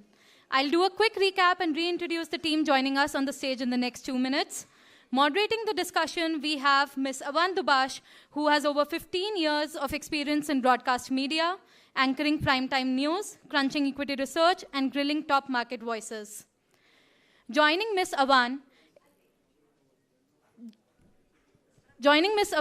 we have Dr. Gayatri Vasudevan, who is the Chief Impact Officer at Sambhav Foundation with a career dedicated to civil and social organizational industry. Joining them is Ms. Neeti Sharma, CEO of Team Lease Digital, with decades of experience as a growth architect and strategic innovator. Our third panelist is Mr. N. Balachandar, founder and managing partner of Quick Leap Management Consultants with deep expertise in human resources across multiple industries and countries. And to bring an academic point of view into this discussion, our fourth panelist is Professor Babu Matthew, founding faculty member of National Law School, Bangalore. Let's have a huge round of applause for our moderator and all the panelists joining us for this discussion today. I now hand it over to Ms. Avan. You may take it forward.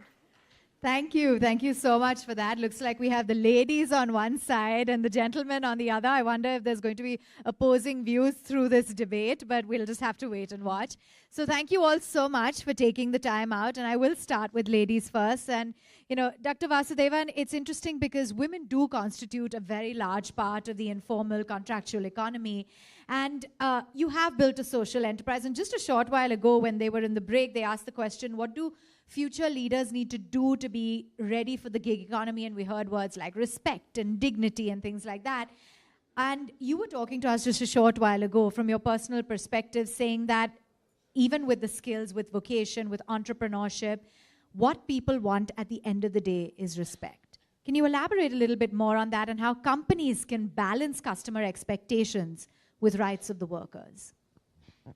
So I think it's just a very changing world. So I think I would agree that most people want is respect. I think that that's the underlying need of a human being.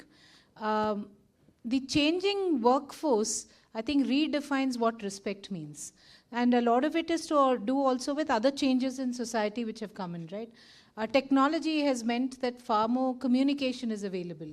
So, for example, everyone wears the same kinds of clothes. You know, your brands may be different, but you look the same. Your hair looks the same. Young kids, young boys, young girls, can you imagine that 100 years back? You know, there was a sharp differentiation of who's poor and who's rich by the look, the physical look of it. But today what's happened is the contractual, in my opinion, piece rate work. I'll stay away from contractual because I think I have people like Neeti and Bala who are far more qualified to talk about it. But piece rate work has always existed in one form or the other. And piece rate work has always been a bit unfair, and a lot unfair in a sense. It's just that in this generation, it is actually very consumer friendly. So for each one of us, we may actually not like the fact that gig is available, but we are all consumers of gig. So that means it's not the employer alone or the platform alone which is the problem, but it is us as consumers find what is convenient for us. So I'll just sort of spend a minute more and then stop here. So for example, in construction industry, it has always been piece rate work. But it never hurt anybody because you never saw who was behind the walls. It's, you know, you entered after they left, and therefore it was convenient for us. Today they're in your face. So one is asking the question, is it right or not? So it's just that the segment has changed. But consumers will always look at convenience. Companies will always look at where profits are. Capital only makes capital if it makes money, right? So it cannot be. So I think it's the dilemma which we are in the world in. The dilemma which we are in, and you know, Professor Babu, I'd like to get in your thoughts because, for instance, if we take numbers, Zomato and Blinkit together support more than 750,000 monthly active delivery partners. We're looking at a lot of these gig workers now choosing part-time schedules as well. It averages to about 46 hours a year, working days a year, pardon me. How sustainable do you believe is this model when it comes to long-term financial security? Well, I think when we think of gig and platform workers, we must, I think, take a look at the most common forms of gig and platform workers. And the ones that I am familiar with are those who are engaged in food delivery and those who are in ride sharing. And I think vis-a-vis both those categories, my experience, first-hand experience is that if they work for more than 12 hours, they are hardly able to reach the minimum wage. There's a lot of talk that, gig and platform workers are paid very highly. This is an illusion. And so the reality is tremendously painful. In addition to the earning question, it's basically a hire and fire system. The language that is used in that economy is different. And so I think, the problem is there's been tremendous amount of exaggeration about the benefits of gig and platform workers, but in reality, I think there is a huge gap between what people experience and what is spoken about. Would you tend to concur with that, Mrs. Sharma? Because you, of course, are at one of the companies which is the pioneers of the outsourcing staffing industry. What do you believe are some of the issues when it comes to payment? Is there really a gap? Is there a hire and fire system that is very prevalent, as Professor Babu brought up? And what are the urgent issues that you think policymakers need to address when it comes to white collar, contractual, etc.? So, I'll actually break my response into two. The contractual policy is very different from a gig policy. So, if you have to keep those two apart, at least till yesterday, I think given the 4 labor code implementation, all of this will start coming in together. But the contractual policy is pretty much in place. As legal employers, we are expected to adhere to all the laws as I would do for my core employees. So there's no difference. I'm expected to pay them by a certain date. I'm expected to pay them about a minimum wage. I'm expected to keep the statutory payouts and give the right benefits to all the employees that I employ. So today, if we have 400,000 people that are on my payroll, for all of them, we have a UN number, we have a PF number, a large part of them have ESIC benefits. So I think for contractual, the laws are pretty much in place. Yes, in terms of hire and fire, if an employer finishes a project or is wanting to exit these employees, and typically in a downturn, the first set of employees that are exited are the ones who are on contract, because it's the easiest, right? Then becomes a permanent employees. But the best part is when we start seeing an upside, the first ones to get hired are also the contractual workforce. So I think that's really how the contractual industry works. As far as gig is concerned, and this is what Professor and I were talking about, saying some say that Uber drivers earn 45,000 rupees a month, and I was telling him a little while ago that a fresher engineer actually earns lesser than that. So should somebody get into a STEM stream and not become a gig worker? Unfortunately, till day before yesterday, we didn't have any laws, which were kind of allowing gig workforce to be formal.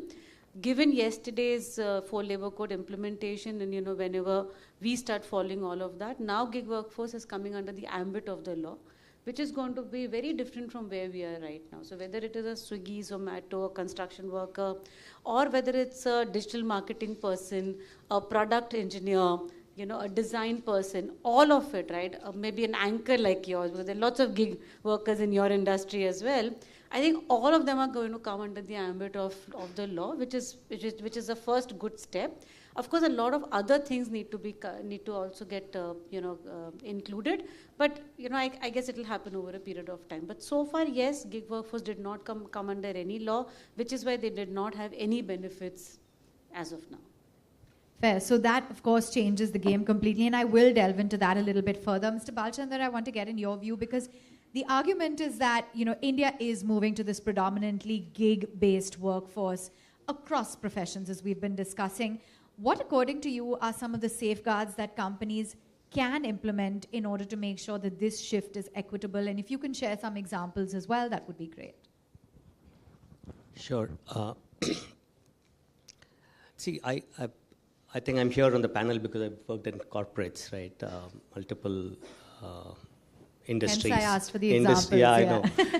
across industries, consumer and industrial. But I have a difference of opinion on what you said. The whole country is not gig. There is mining, there is hospitals, there is educational institutions, there is manufacturing establishments, there are several other industries that employ full-time employees. I think we should not just get carried away. The topic is gig workers, so we'll focus on that. But the whole country is not gig, and it's not going to become gig. Yeah, let's be clear about that. We have to continue to mine, we have to continue to build, and we have to continue to treat people, and we will continue to do manufacturing as well. Now, coming to gig workers, I think we should also keep in perspective the growth of the economy as well as the growth of the industry, right? On day one, everything that professor wants is not going to happen, right? The entrepreneur is trying to struggle to build something. And he's not going to keep in mind first all the bare minimum. Yeah, he will. Most people do. However, as the company survives, the first step is to survive for a startup, for a Zomato, for a Swiggy or XYZ. As they survive, as they grow through that maturity, as they go towards paths to profitability, as we call it, right? I am sure the enlightened companies ensure that fair treatment is made. Yeah. I'm not going to take names of companies here, but I have been part of this fair work report that Balaji from IIITB does every year, and does it across all gig platforms. And I've had multiple debates with him. While he's raising the noise level on what is not working, which is important in a growing, to speed up maturity, right? So therefore, a culmination of all of that over the last 5, 7, 10 years is the labor code. For me, the labor code defining gig and platform workers is a great beginning. A professor might want it to be like the California system, but we have to get there, right? And we will get there. I'm sure we'll get there, right? So that's my view. Can I just add? Of course. I guess the reason why the labor codes are now talking about the gig workforce is because of the volume of gig employees that we have in our country right now. A decade ago, the volume was there, but in very different sectors. Like Gayatri rightly put out, now it's in your face. So you realize the importance of these employees, these gig workers who are coming into your doorstep every single day, and which is why the government had no choice but to sit up and make efforts to formalize them. So it's also happening over a period of time. It's not just happened because somebody thought gig is a good idea. Absolutely. I was told to talk about the labor code last and conclude with those comments, but looks like we just can't stay away from it. So why don't I get in your views, Dr. Vasudevan, on the labor code? Would you concur with what Mr. Sharma has to say, the fact that now the government is taking cognizance of the fact that there are so many more in number of gig workers than there were 10 years ago? So, I think it's not about the gig. Actually, I think what has happened is there was an informal sector. For a long time, it's been trying to say how social security is going to be given to informal sector. So that has been tweaked to do this. I think what the gig worker requires actually has been kept out, in my opinion.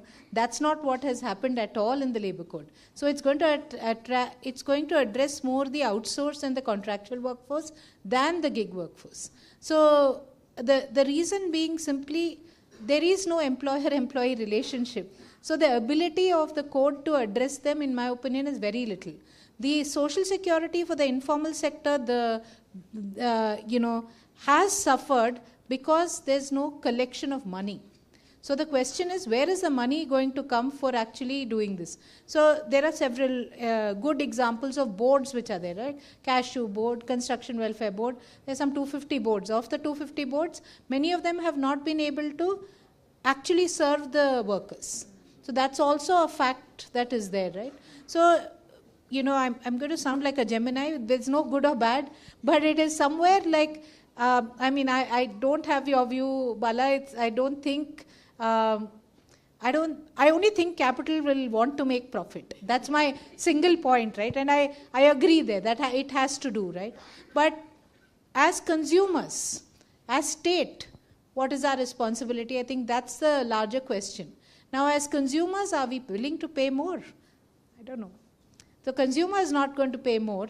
The state is not willing to tax where it has to. We want both these low because of various reasons. I think that's the reason for inequality. I'll just have a small rebuttal to what Gayatri is saying. I think as consumers, at least in urban India, we've started to pay more. Think about a platform like Urban Company. We're actually paying the electrician welders more than what we would have paid a decade ago if they came to our homes directly. And that's because of the skills that they bring in. I'm not going to call about the certification and all those things, but at a platform level, see, what they get at the end of the day is very different from what they're actually getting paid for the 30 minutes or 1 hour, is where I'm coming from. So as a consumer, because it's a platform play, it's not a 1:1. So. Yeah, but I think, okay, you should look at it from a monthly. Has that changed? So a good electrician or plumber, well, market discovery, it's really helped in. Yeah. But the thekedar existed, a good thekedar always made money. A good contractor, electrical contractor made money. And if I look at it from that perspective, they made money simply because they had skill. Today, there is a selection of skill which has happened. Yes. Therefore, they're coming up front. But will that mean that there is security? See, that's the question, right? Between this and, for example, if somebody falls ill, they have to be out of the platform. So nothing will change. If you annualize it, I'm not sure it will make so much of a difference. I don't have the statistics or the data, but common sense tells me that would not. So either you're old, it's not going to be pensionable, it's not going to have health security. So I think that's the gray area. I want to come in here. Of course. Yeah. Making my job very easy. Yeah, I look at gig slightly differently.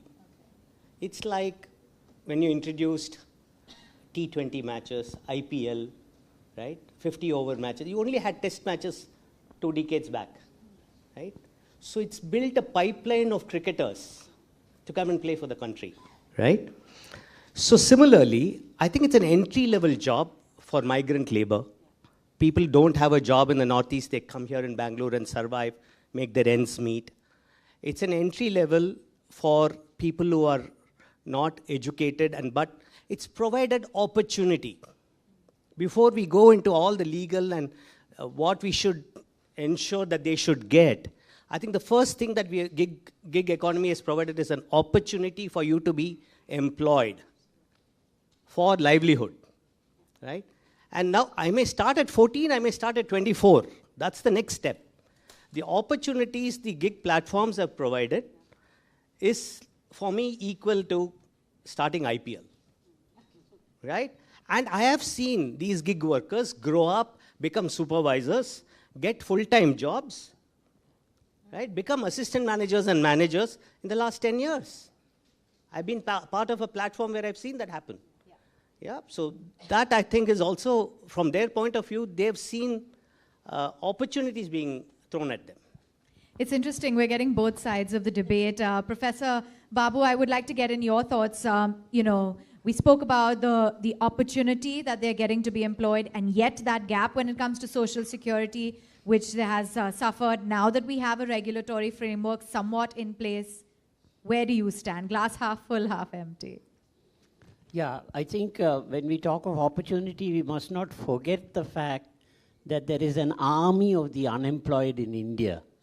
Therefore, yes, there is a long queue to find a job. And that should not be glorified as a great opportunity.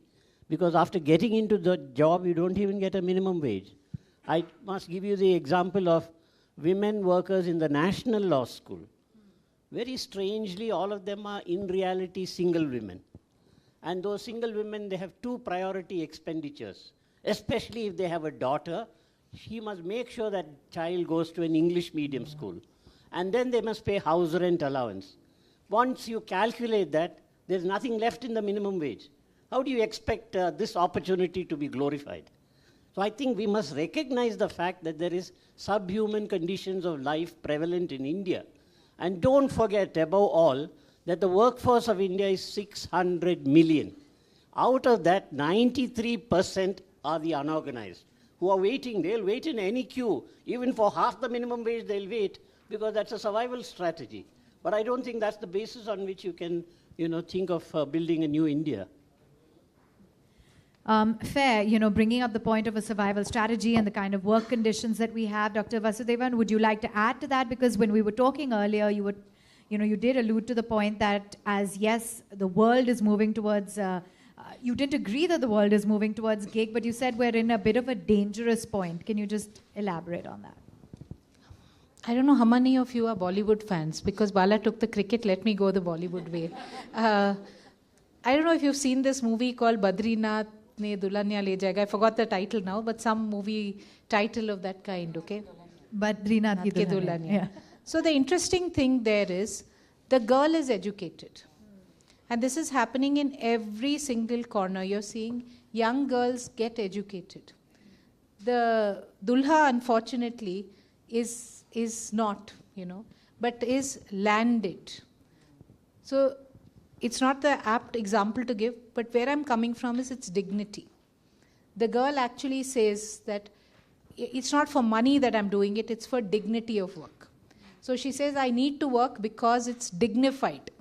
So I think where I agree with Professor Babu Matthew is that work is available. Work has always been available in one form or the other. Work is never the shortage. But most people are not picking it up over a long period of time because it's not dignified.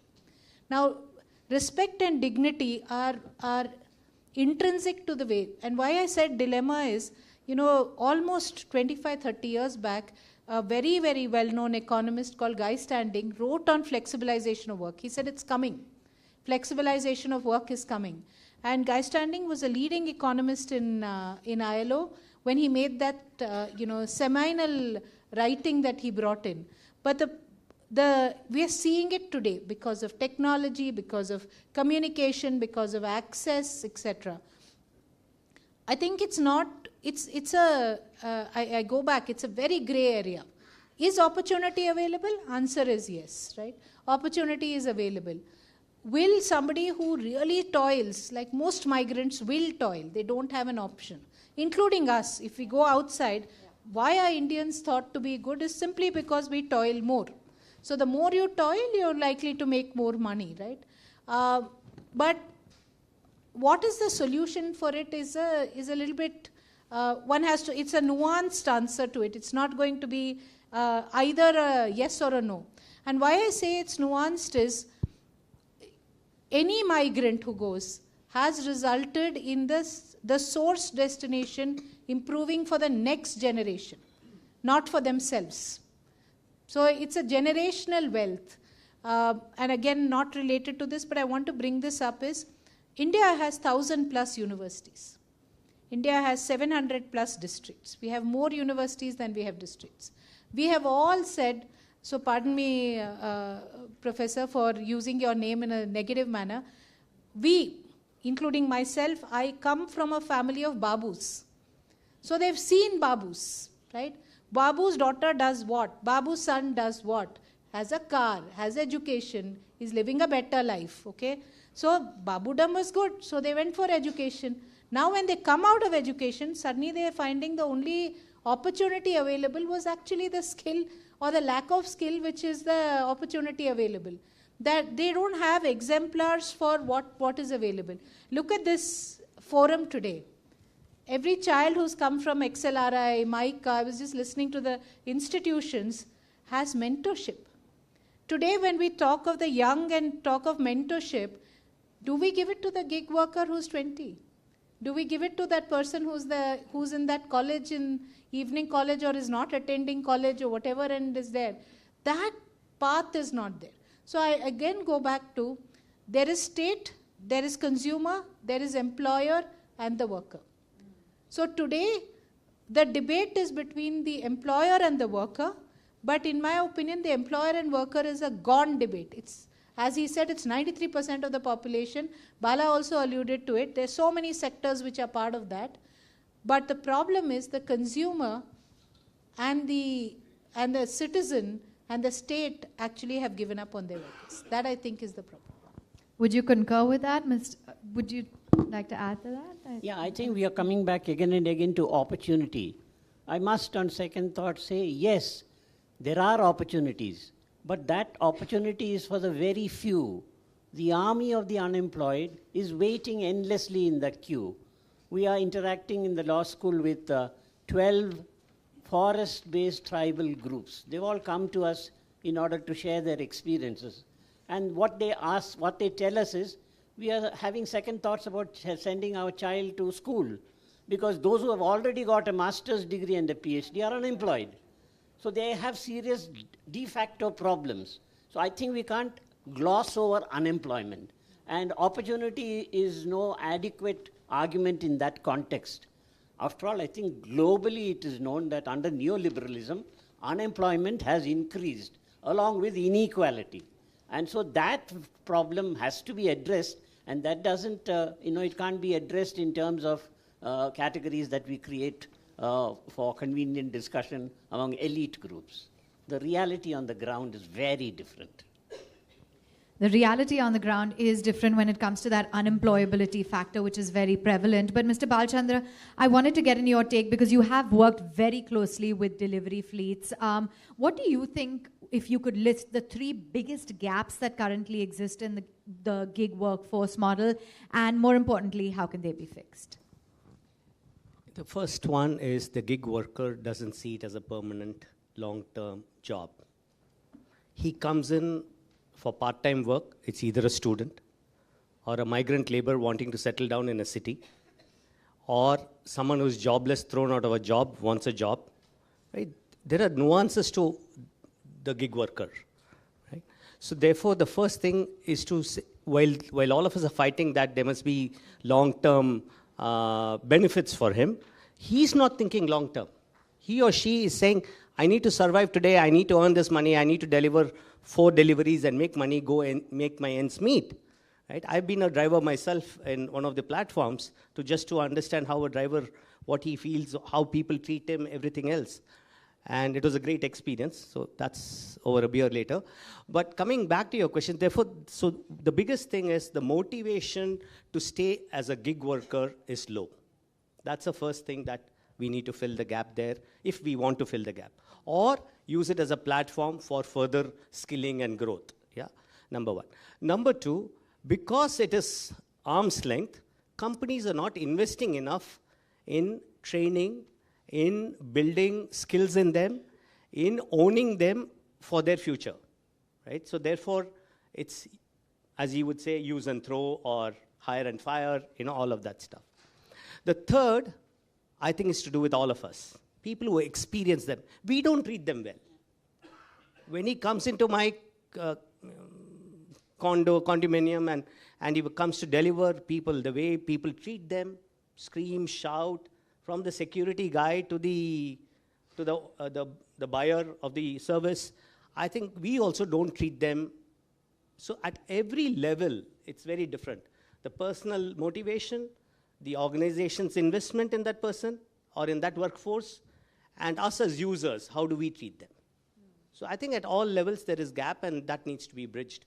If this has to, I think we need them. I think it is a pipeline for me. It is like IPL throwing up national cricketers. They will become general managers and vice. I personally believe in native intelligence of individuals.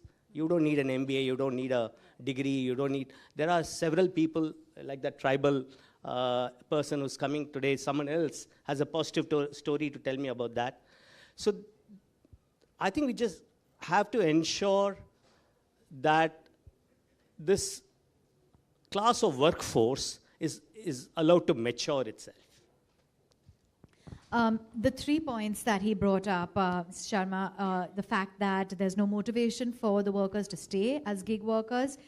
He also spoke about skilling and then just general behavior of others. Do you believe that we are seeing a change now? Do you believe that those are still very key problems?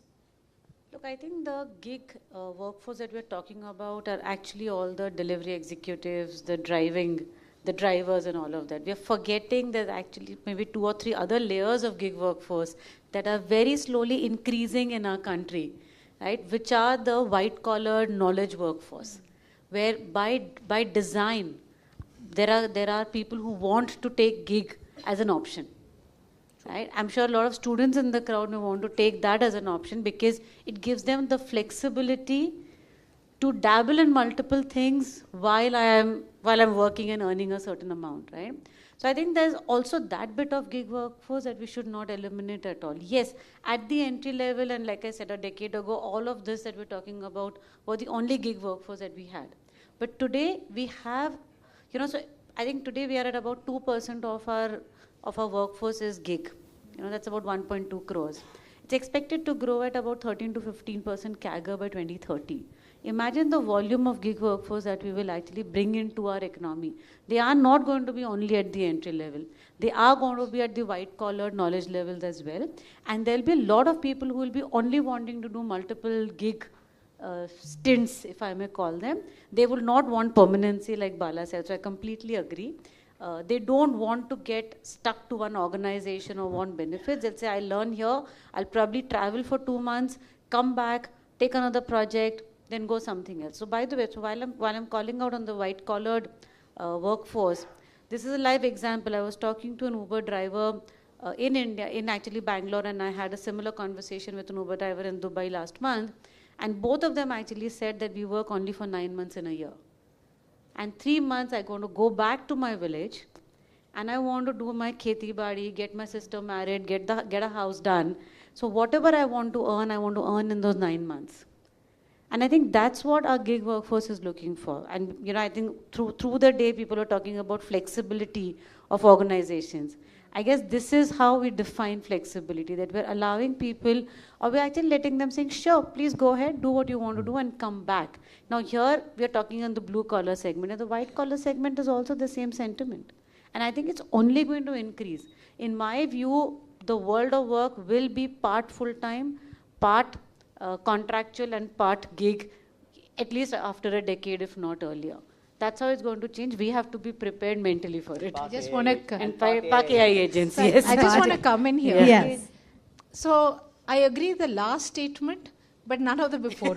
So I'm going to take a live case, okay? And I've recorded it so I can show it to you. There's a young girl called Vani who actually wanted to be part of platform economy, okay? Which is a food platform economy. The algorithm does not allow it if you do not work full-time. It will kick you out. And I saw it personally over 3 months to see whether it's really working or not working. So, and I would love to introduce Vani to you. She's an extremely entrepreneurial young woman who works as a domestic worker, works as a beautician, works as a gig worker, and she found gig work was not for her because the algorithm decides the number of times you refuse, you cannot be part of the platform.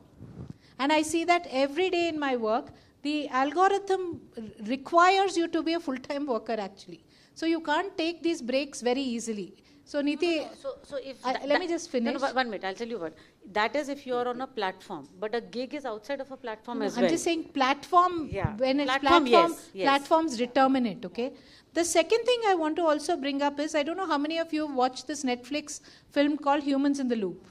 So if you look at Humans in the Loop, that is a form of outsourced work which is given here, which means the autonomy to decide and to actually participate and co-create work is not going to be there. So when AI masters it, all this work which is white collar, which we are, sort of euphoric, including I've been very euphoric that I can give back work, and I've been part of that exercise where, they actually feed into language models, gender models, etc. But really speaking, they don't have autonomy. So when it goes out, this will be the first to go. Right. I think that's the challenge. Sure. So let's get in an overall view as to what the future looks like. 2 years from now, how do you see the balance between gig, contractual, outsourced? We were talking about it growing at a 13 to 15% CAGR. And more importantly, what policy and technological steps will be important? I think there will be more gig work. There'll be more flexibilization of work because I think at some point of time, if you look at state itself, right, teachers have been contractualized. Every department is not allowed to hire, but contractual has happened because government, quote unquote, feels it has to shed weight. And who better than me to talk of shedding weight, right? So when you shed weight, you're going to cause collateral damage somewhere. It's only in the human body that it's good. But So that's going to happen. Technology is going to make it easier. So technology is going to facilitate it far, far more easier. For example, one could not have imagined without a Google map and the whole UPI backend that you have to ever have these platforms even exist. So you're going to go more that route. So I think that's the reality that we face, which brings me back to the point. The time is now to actually for us to design differently. So, and I want to quote somebody who's written very well, in Dalberg has really quoted this and saying, dignity, control, safety are all important factors. And if you really want to maintain it, when you know technology is going to go that route, when you know capital is going to go that route, you have to design differently. If we don't design differently, I feel we may go the route that environment is going. AQI's Delhi is very high. Bangalore's reaching 170, which was unheard of. Mumbai is going high. We will all say we need it. Yes, we need it. But are we doing the right thing is the question we have to ask. I think I have a response to what you were asking. Okay. And I think it's important for us to take a deeper look at contract labor and gig and platform work. And I want to submit that gig and platform work is also based on a contract. In fact, the one who has a handheld instrument, he gets the whole contract on his handheld, and he must say within a few minutes whether he accepts the contract or not. And that's the very violation of contract. Contract means there are two consenting parties, and therefore you enter into a contract. The Indian Contract Act says that if you violate that, it's an unconscionable contract which is illegal.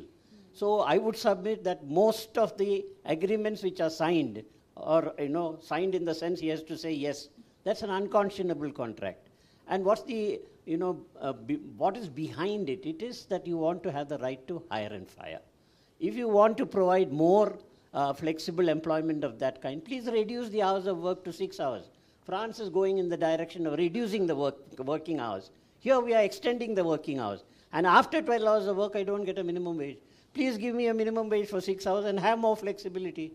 And make sure that the flexible labor is subject to certain minimum human standards. I wouldn't object to that kind of flexibility. So point taken, but what is your assessment as to what you see the future of India looking like? It's going to go worse in this direction. Yes. Why are you surprised? That is neoliberalism. All over the world, that is the reality. And so we have changed. Our meta-narrative has changed. We have changed from self-reliance. Atmanirbharata is another form of bogus self-reliance. And so in that era of neoliberalism, all these conditions are going to worse. You can only hope it will be better, but that's not the sign. The writing on the wall is more inequality, more unemployment. You may have more flexibility. Okay, and let's get some, closing thoughts from you as well, Ms. Sharma. And more importantly, in light of the fact that we're now looking at technology, technological adoption, and how that's changing the game, even with AI, and what you see the future as. It's interesting today when I sit with senior leaders like us, in a round table, I keep hearing saying, this generation coming in now, Gen X, Gen Y, Gen Z, whatever you want to call them, they don't know what to do. They don't want to work the way we worked. We worked for 12 hours. We worked for 14 hours, right? I think the mix of employees in any workplace is going to be very different than what it has been so far. The way we work will never be the way the new generation works, and I don't think they need to work that kind. Right? There's so much of technology enablement. Today it's AI and agentic AI. Tomorrow it will be something else. So personal assistance and absolutely right. So I think the future is going to be a combination of multiple styles of working. Flexibility is key, but along with flexibility, I would say agility is equally important for all of us, whether we are a full-time employee, whether we are a contractual employee or a gig employee. Or somebody who's entering the labor markets right now, how soon can I adapt and adopt to the changes that are happening at the workplace is going to be very, very critical. Today, AI is the digital skills of the era, like Microsoft Suite was maybe 3 decades ago. Another 5 years from now, it'll be something else, but we all have to be digitally skilled and illiterate. So I guess that's really where we are all heading to. Would you concur, Mr. Balchandar, that there will be multiple styles of working? I do. in the future? I do multiple styles. Plus, I think everyone has to learn to do something. When people learn to do something, whether carpentry or plumbing or driving a scooter, I mean delivery, or being able to manufacture something, or to deliver a service in a hospital, when people learn to do something well, there is always a job for that person. Right? So I firmly believe that employment will happen only based on skills. In spite of all technology coming to place, you have to master that tech and be employable. That ownership is yours. All right, I'm going to close it with a rapid fire. So I don't want long answers. I just want one word or a sentence that comes to mind. I'll go in this order. Dr. Gig, contractual, outsourced, which segment will go the fastest, according to you? It can be a combo. Oh, yeah. What about you? Contractual. Contractual. Outsourced. Okay. We mean. Yeah. One company, if you can share, that is getting the flexible workforce model right. I pass. Okay, very quickly, I think the IT industry has survived only being as an outsourcing industry. Okay. So I The guess industry I as would a the industry, whole. Yeah. From a gig perspective? The mic. Yeah, sorry. From a gig perspective, Amazon maybe. Okay. I think it is those who have high talent and have not been able to find a market easily. There's a great demand for them. Okay. So I think that's the sector where gig will have better future. Okay. And one piece of advice for India's workforce, if you had to give? So I think India's workforce is very nuanced. So if it was people in this room, I would say just please have empathy. Okay. Learn that. Agility. All right. One piece. Build India. Okay. I won't put it in one word, but I'll say they must get a minimum wage, they must be given 8 hours of work, they must get social security, they must get retirement benefits, they should be able to take care of their children. Great. And one myth about gig, contract, or outsourced labor that you want to bust? I think the number that Neeti quoted, I'm not sure where that number came from. That study itself, I have a lot of questions about that number. Anything you want to bust? A myth or a perception? I think the perception is that everything is rosy. It's not all rosy. Okay. It's hard work as well, but it's not doomsday completely either. So, I think the myth is they are badly treated, but you talk to them, they say they get enough freedom. Yeah, I don't think we should bust flexibility, but we must make sure that minimum human standards are observed universally. All right. Thank you so much for that very insightful panel. I think we've covered a slew of topics talking about the labor code implementation, how that's changed the game. We cannot gloss over unemployment. Technology will enable things to become easier. And yes, we're looking at a workforce in India which will have multiple styles of working with flexibility at its core. Thank you so much once again to all of our esteemed guests and panelists. Thank you.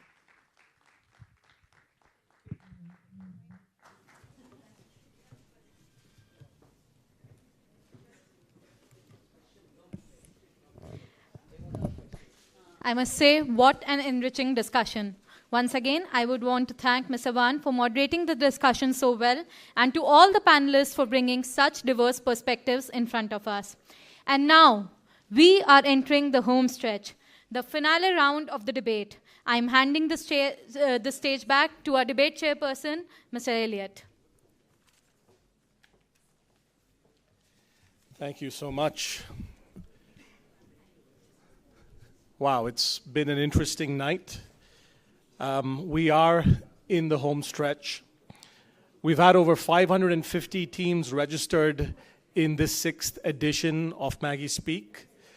140 teams participated in round 1, and 16 teams made it to the November 8th semi-final prior to this pre-final. From those 16 teams, we had 4 teams participate today. We had 2 wonderful rounds of debate already. For the home stretch, we have a slight change in jury. Once again, we will have a British parliamentary style of debate, but our jury members this time around will be slightly different.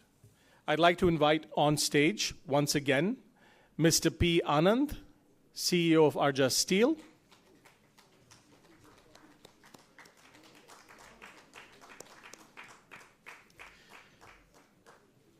We also have, as a jury member,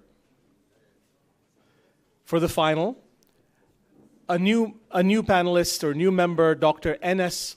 Rajan, former CEO of IDFC Foundation, today brands himself as an alchemist of happiness. Could we have Dr. Rajan on stage?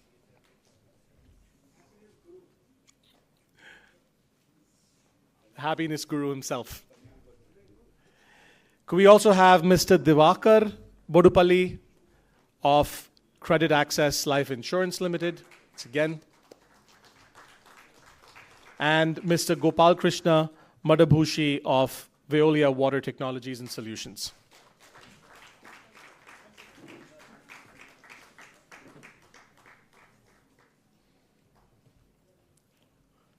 Great, thank you, jury. Our finalists today, the winner of round one, Team Speak Easy from SIBM. Could we have you up on stage, please? Team Speak Easy.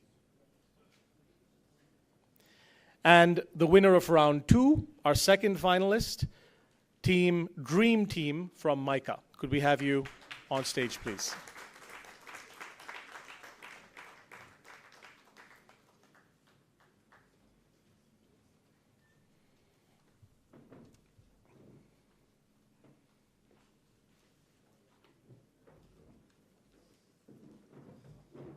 Before we dive into the final debate of tonight, a quick recap of the British parliamentary rules. 4 minutes each, opening remarks by the Prime Minister, followed by the Leader of the Opposition, then the Deputy Prime Minister, then the Deputy Leader of Opposition. This will be followed by closing remarks by the Prime Minister and the Leader of the Opposition. Please pay special attention to time. Eyes on our timekeeper. He will raise his hand at the 3-minute mark, which will give you 1 minute to close. Exceeding 4 minutes will be strictly penalized, so please keep to time. There will also be an additional change or small modification to the final debate.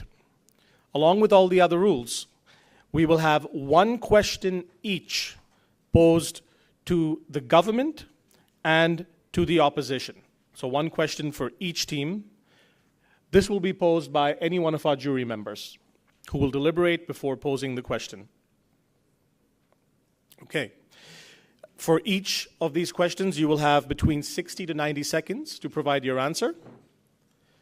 You may both choose to speak, both members of each team, but we recommend strongly that only one do so. Okay, are we ready? Our final topic for tonight, final debate. This House believes that the gig and outsourcing economy is redefining, not eroding, the moral contract between organizations and society. Let me repeat. This House believes that the gig and outsourcing economy is redefining, not eroding, the moral contract between organizations and society. By virtue of the toss conducted previously, speaking for the motion, our Dream Team, and against the motion, our Speak Easy. Government, the floor is yours.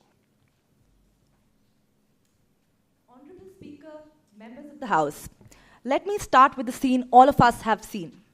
A delivery rider, helmet half worn, raincoat flapping, phone in hand, racing to meet a deadline created by an algorithm. He isn't on the company's payroll. He does not sit in their HR meetings, but he is the one who carries the brand to our doorstep. And earlier, we used to say, poor guy, the system has abandoned him. This is the end of ethics. This is a responsibility disappearing. But look at what's happening today. Suddenly, companies, courts, governments, everyone is being forced to ask, if my entire business runs on people like him, What do I owe him? Speaker, that's not erosion. That is redefinition. And that is why we proudly stand for the motion. Our first argument is, the old moral contract was too small for the world that we actually live in. For decades, the moral contract of work was simple. You're a full-time employee, you matter. Everyone else, good luck. It looked ethical, but it excluded millions. Parents who needed flexibility, people living in small towns, workers with health limitations, women who could not work late shifts, older workers who could not do a 9-hour office shift. They did not lack skills. The system lacked imagination. The gig and outsourcing economy did not break this contract. It exposed how outdated it always was. It made us realize that society does not run only on cubicles and office ID cards. Real work happens in kitchens, on scooters, in warehouses, behind laptops at midnight. The old moral contract was written for another century. The gig economy forced us to rewrite it for real lives. Our second argument is, responsibility did not disappear. It just shifted and became much bigger. The opposition will say that gig work lets companies escape responsibility. But look at what's actually happening. For the first time, people who are outside the system are getting pulled into the conversation. There's public outrage when a rider is injured. There are court cases on algorithmic fairness. There are laws being updated, including the reforms announced just yesterday that finally mentions the gig workers by name. When was the last time an entire country rewrote labor laws because of full-time employees? It never happened. But gig workers, invisible for so long, forced the society to expand its idea of who deserves protection. Responsibility did not die. It grew. It stepped outside the office building. It followed the labor, not the laptop.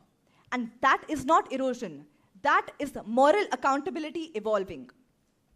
Our third argument is, the new moral contract is based on real impact, not on job titles. Earlier, ethics depended on who you employed. Now, it depends on who you affect. A company cannot come and say, he's not our employee, so he's not our responsibility, when that person is literally carrying its brand on his back. The gig and outsourcing economy forced this shift. It made it impossible to hide behind the HR categories. It made the society ask, if your business survives because of someone's labor, how can you pretend that they don't matter? We are not saying that the gig economy is perfect. It is not. But it forced a necessary truth into the open. The moral contract of work must be bigger than a permanent contract. That is redefinition, not erosion. The old moral contract protected the lucky few. The new one tries to protect many. Thank you. Leader of Opposition, floor is yours. The real test of progress is not whether we add more to the people who have abundance, but whether we provide enough for those who have too little. Honorable jury, respected government, and distinguished audience. The motion before us asks whether the gig and outsourcing economy is redefining, not eroding, the moral contract between organizations and society. Our stand is clear. Economy is not redefining morality. It is eroding it, evading it, and replacing responsibility with rhetoric. Let us first clarify what the moral contract actually means. It is the implicit expectation that the organization owes society three things: dignity, security, and a fair share of value to the people whose labor sustains them. To call what gig and outsourcing models currently do a redefinition is to assume improvement. The opposition argues the opposite. These models weaken, fragment, and diffuse responsibility until no party can be held accountable. Let's look at the political and legal reality, a system built for evasion. Gig platform labels workers as partners or independent earners, anything but employees. Yet, they set pay rates, they control task allocation, penalize delays, deactivate accounts, and track performance in real time. That is not intermediation. It is employer-style control without employer-style obligation. The Social Security Code recognizes gig workers, as the government said, but recognition without implementation is symbolism. It got delayed because the states were not ready to implement it. Most states have not notified rules. Platform lobbies against contribution and workers remain legally invisible.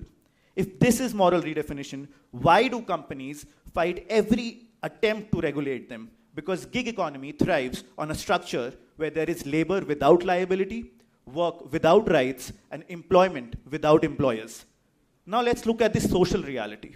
The government romanticizes gig work as an empowerment tool, but empowerment without protection is just precarity with a marketing campaign. Consider this, sir.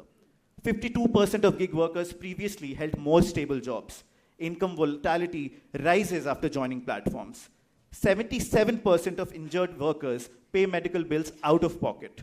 Women gig workers still have zero maternity protection. This is not redefined moral contract. It is the erosion of basic human security. Now, looking at the economic reality, outsourcing does not expand responsibility. It outsources it. 64% of outsourced electronic units don't maintain basic records, neither attendance, no wage proof, no accountability. When a fire kills workers in a contractor facility, principal firms wash their hands clean. Gig workers face the same erosion. A contract that cannot survive, cannot assure survival, isn't redefining morality. We have a proposal that a legal contract instead of a moral contract is needed. Honorable jury, the government believes morality has evolved. We stand here to say morality has not evolved. It has been outsourced. Gig and outsourcing models have not redefined the moral contract. They have eroded it, diluted it, and left workers exposed. And that's why this House must oppose the motion. Deputy Prime Minister. Mr. Speaker, first off, the government side would like to re-emphasize that the core argument of the debate was the morality with respect to the laws and with respect to the gig and the outsourcing of the workers in the present context. Now, the opposition very easily came over and told us that legal reforms are needed, but those are needed instead of the moral reforms. And from the government side, we came over and told you that morality leads and the laws then follow. The opposition came over here and told us that the implicit expectations of all the workers in the gig economy and the regular workforce are dignity, security, and the valuing of the labor. We agree to that, and this is also the reason that the government has been proposing what they have been, and the laws which have come in recently have also been targeted with the same rationale in mind, to give the laborers more dignity, to give them more security, and to add value to the labor that they are already giving to us. Secondly, the opposition came over here and told us that the workers are legally invisible. Mr. Speaker, we would like to point out that just yesterday, the laws which came in, and also the debate which is going on around the nation as of now, about the workers, about the legality aspect of these workers and the job which is being outsourced, these laws very blatantly show that the government and the nation is inching towards providing them visibility and not invisibility, as the leader of opposition conveniently came over here and stated. So that point also stands invalidated. Secondly, next, they came over here and told us that 52% of the current gig workers earlier held more stable jobs. Does this not show you that more and more people are adopting these gig workers and these part-time jobs because it allows them more flexibility? And as a nation, we are also morally more accepting of these new reforms which are coming in and these new flexible roles. The organizations are more willing to accept these roles, and the people are benefiting from the same. And which is also the reason why we see a 52% shift from stable to such gig and outsourced levels of jobs. Then the opposition also came over and told us that 76% of workers in gig economy gig and outsourcing economy pay bills out of their pockets. Again, as the government, we would like to highlight that that is exactly why the laws followed the moral obligations of the companies, and that is exactly why these laws came into play yesterday. Now, furthering on the arguments brought on by the Prime Minister and furthering on the arguments on the side of the proposition, we would like to again go over and tell you why we win this debate. Firstly, on the regulatory aspect, we came in and told you that gig economy expanded who counts as a worker and who the company needs to protect. It showed us that earlier these gig workers and outsourced workers were invisible, and now they are being taken into the ambit of the laws, and these companies need to be more proactive towards maintaining their goals and ambitions. Secondly, on a more enterprise and a society level, we came over here and told you that the moral contract is shifting from hierarchical to more accountability based. Earlier, the relationship was like, if I employ you, then only I will have to pay you and cater for you. Nowadays, it is not such. Nowadays, we see that the gig economy in itself has come over and totally shattered that excuse. Now society demands responsibility based on impact and not just job title, which can be seen in the way of protests which have come up from the riders' side and the accountability that the government is taking towards them. Next, Mr. Speaker, we came and told you that with respect to responsibility, outsourcing and gig structures have made responsibility more traceable and not avoidable. The opposition claims that outsourcing hides responsibility. We came and tell you that supply chains are more visible, workers' struggle are more public, and accidents go more viral. All of this highlight the current work practices and impel the government and the society to take major changes going forward. And that is the reason why this is a morally better shift in the current state, and that is why we are proud to propose. Deputy Leader of Opposition, your floor. It is often said that modernity is the art of avoiding responsibility by giving it a new name. Honorable judges, what the government calls a redefinition of the moral contract is in truth a polite euphemism for moral subtraction. Let us begin with the fundamental deceit of this motion. The gig and outsourcing economy has not expanded responsibility. It has atomized it, fragmented it, and rendered it so thinly spread that no one can be held accountable when things go wrong. There are talks of ecosystems, but ecosystems decay when accountability disappears. Just to reiterate what my PM said, according to the Labour Bureau report, in India's electronic sector alone, over 64% of outsourced firms do not even maintain proper attendance records, making wage disputes nearly impossible to prove. Meanwhile, the principal firms, the giants whose logos define the supply chain, insist they are legally insulated. And yes, as per existing standards, they are. Sure, they call it visibility, but visibility without obligation is voyeurism, not virtue. So a platform may track a worker's every move through GPS, heat maps, and behavioral metrics, but when the worker crashes at 1 a.m. after a 14-hour shift, the same platform shrugs and says, not an employee. Oh, unless there is national uproar. Let us consider outsourcing. 57% of India's outsourced manufacturing units fail to meet even baseline safety norms. But brands escape scrutiny because the labor sits in a third-party unit. And thanks to this redefinition, when a fire kills 3 workers in a Noida unit producing shoes for a global retailer, the company tweets condolences and moves on. The old moral contract may have been imperfect, could be very small as mentioned, but at least you knew who was responsible. Well, not anymore. It is not a contract. What we have now is a loophole pretending to be a labor model. Agile, yes, but dismissive and irresponsible, certainly. The gig economy's true innovation is not technological. It is a radical de-skilling of labor. In India, gig workers face 45% lower upward mobility opportunities compared to formal sector employees. What kind of moral contract elevates society by ensuring its workers cannot rise? And let us dismantle the government's favorite myth that these models democratize opportunity. Yes, gig work has absorbed those displaced from traditional sectors. But people enter gig work not because it is empowering, but because the formal economy has failed them. Platforms have not opened new doors. They have become the emergency exit of a struggling labor market. The government romanticizes the evolution of responsibility, but evolution implies improvement. The actual truth is stark.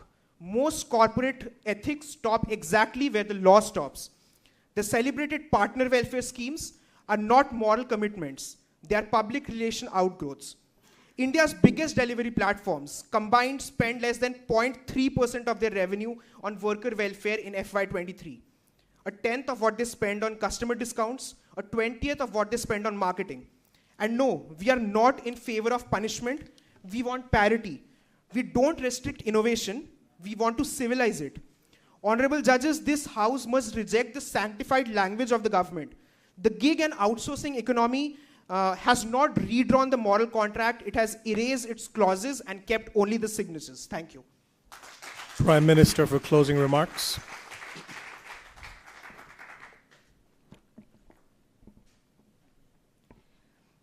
Let's take one final moment to remember what this debate has always been about. It's not about apps or algorithms, not employment labels or categories, but people. People whose hands, whose time, whose labor quietly keep the organizations alive, even if their name never appears on a company website, and even if they never step inside the office that helps them sustain. It has been about the delivery worker who keeps your service running when your systems fail, about the remote worker stitching together a project from a tiny room in a tier 3 town, about the contract worker who shows up every single day without ever being invited to the team photograph. This debate is about them, the people who do the work but rarely receive the recognition. We began our case by showing that the old moral contract of work, the contract we talk about with so much nostalgia, was built far too narrowly. It was created at a time when full-time office-based workers were seen as the only real workers. It protected those with ID cards and cubicles while everyone else, the caregivers, freelancers, stood outside the frame who were invisible but essential. Now, gig and outsourced work did not erode that contract. It revealed how incomplete, how outdated, and how unfair that contract always was. We also showed that responsibility has not vanished. We would like to counter our opponent's argument by saying, in fact, it has grown in ways that the old system never prepared for. The gig and outsourcing economy has actually pushed courts, governments, and for example, even companies themselves to finally accept something but long overdue, that organizations owe a duty of care, not merely to the people on their payroll, but to everyone whose labor they rely on, regardless of what the contract says. So it shifted the moral contract from narrow categories, permanent to temporary, in-house outsourced, to something which is far more honest and that creates a real-world impact. So for example, if your business survives because of someone's effort, you owe them that fairness, not because of their title, but because of the contribution that they have provided. I would further like to reiterate the points made by my Deputy Prime Minister. He showed how the gig model brought a level of transparency that full-time work never had. Open ratings, public reviews, algorithm records, audits, and suddenly the treatment of workers was no longer hidden behind HR doors. It was visible, trackable, and it was hard to bury. I would further like to counter our opposition party's points. They said that companies use the gig workers to escape moral responsibility. I would like to say that if responsibility was actually disappearing, then we would not have new codes, regulation, audits, and public pressure on the platforms. Prime Minister to close. Prime Minister to close remarks, please. So I would like to close by saying that gig and outsourced workers did not actually kill morality. They dragged the morality out of the boardroom and into the streets, into kitchens, into warehouses, highways, and small towns. They forced us to see the labor that we had hidden. They forced company to answer for people outside their office walls and forced lawmakers to update the rights that were actually frozen in time. The old moral contract was too small for the world that we live in. The new one, which is shaped by gig and outsourced work, is actually wider, it's deeper, fairer, and finally something that is honest. It did not erode, it evolved and grew up. Leader and that's of opposition, floor is yours. So, would like to sort of summarize the debate, I would like to make a request to the government to try ordering a food order on Zomato and then just cancel it and check on whose shoulder the responsibility comes on. It's on the delivery partner, not the organization, not the person making the order. And that's the problem. The government is hyping up on the morality train, shrugging off the responsibility that they have to regulate the whole industry and the gig ecosystem. I would make examples just to clarify that morality without legal support and legal framework is nothing. Pandit Nehru in 1960s hopped on the morality train when he said China and India are friends. The other partner decided to not hop on the same morality train. Ukraine and Russia did a moral-based understanding that Ukraine should give up nuclear weapons. There was no legal backing, and hence the situation failed. With legality and legal structures has to lead the way, and morality will follow. Justice, and I quote, "Justice cannot be outsourced and responsibility cannot be optional." The government here claims that work is changing and the morality is changing with it, but here is the reality. Gig work fractures accountability. Outsourcing multiplies layers of denial. Platform exert employer-style control without employer-style responsibility.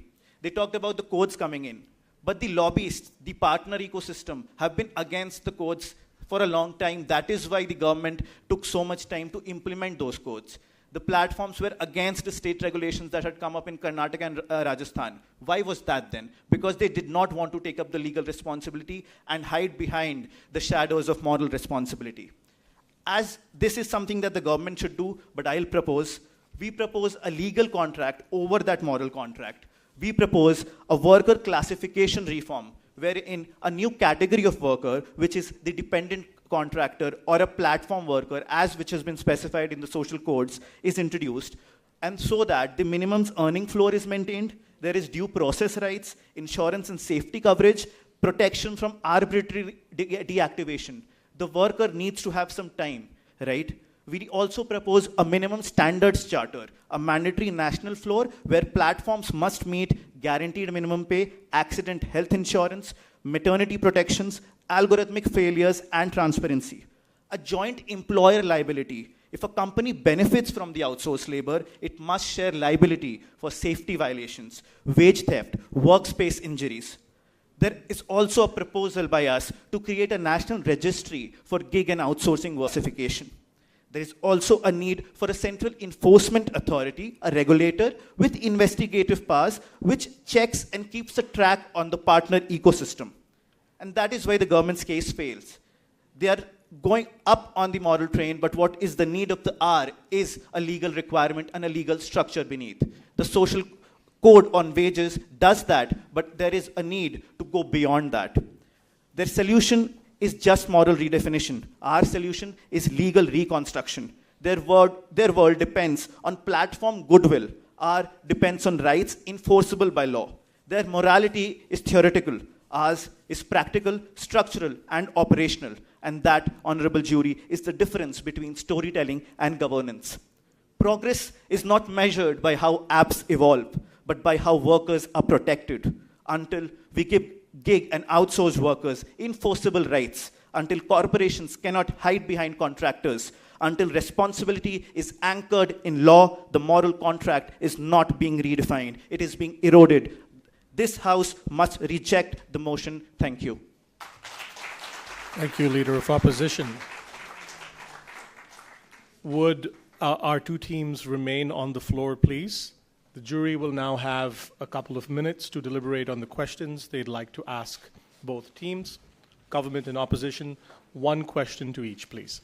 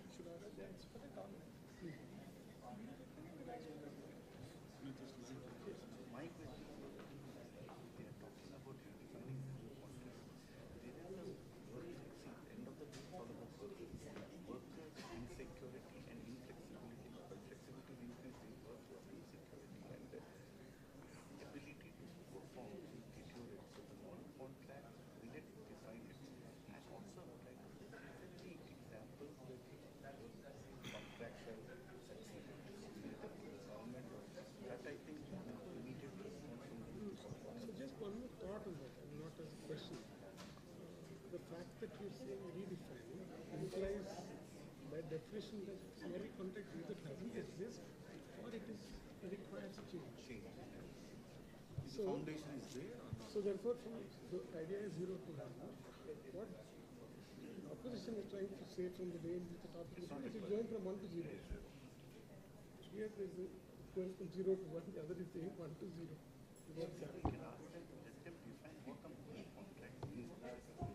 That's a good one. That's my first question.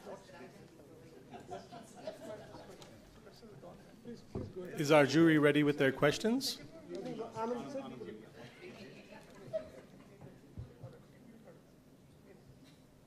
Is our jury ready with their questions? Yeah.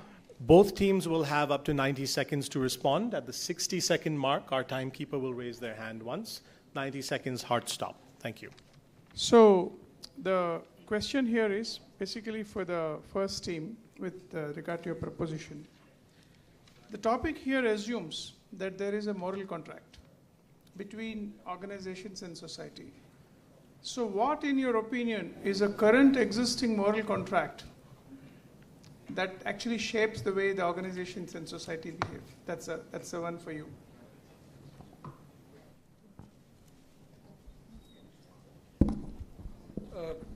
Mr. Speaker, as was brought out by the Prime Minister, that the current moral contract which exists between the employer and the employee currently states that if, before the regulations which came in yesterday, that was, that if you're an employee with an ID card, let's say you're on the roll, you're on the payroll, and you're giving me some benefit to the company, then only I'll be morally bound to give something back to you. Earlier, the companies and the brands were operating under a framework wherein these work that was outsourced and was not up to the standard, they used to blame it as the third party's work. And the people who were involved in the gig economy and the outsourced workforce, all of them were excluded from all the benefits that the regular workforce was getting. And when it comes to morals, so morally these companies, morals were the only basis on which these companies could provide for these employees. And that was lacking in the old system. Morals were not making them do anything for them, for the employees. So, which is why these laws which came in yesterday and the new structure that we proposed from our end, wherein the companies need to take a moral, need to take a moral stand with respect to all of this, and need to take actions which also translate from all of these implications which arise from incorporating them into their workforce. So the old moral contract basically said that if you're an employee on the workforce and delivering me profits, then only I'd be able to help you in any ways. However, given the laws which came in yesterday and the new moral obligation that we are proposing, that would forsake all of this and change that. Question for the opposition? Only 2 questions, please, 1 per team. Okay, then in the interest of fairness, 2 questions per team. So I have a related question to you on the other side. So while you did say about no moral contract, then in the absence of a morality or a moral base, would you think that a gig economy would inadvertently increase the worker precarity, insecurity, income instability, and while offering flexibility and innovation and security that you had spoken about? So that's one part. The second part is, could you also exemplify by giving some examples by where the gig economy has survived or actually prospered without the basis of a morality or a moral contract in place?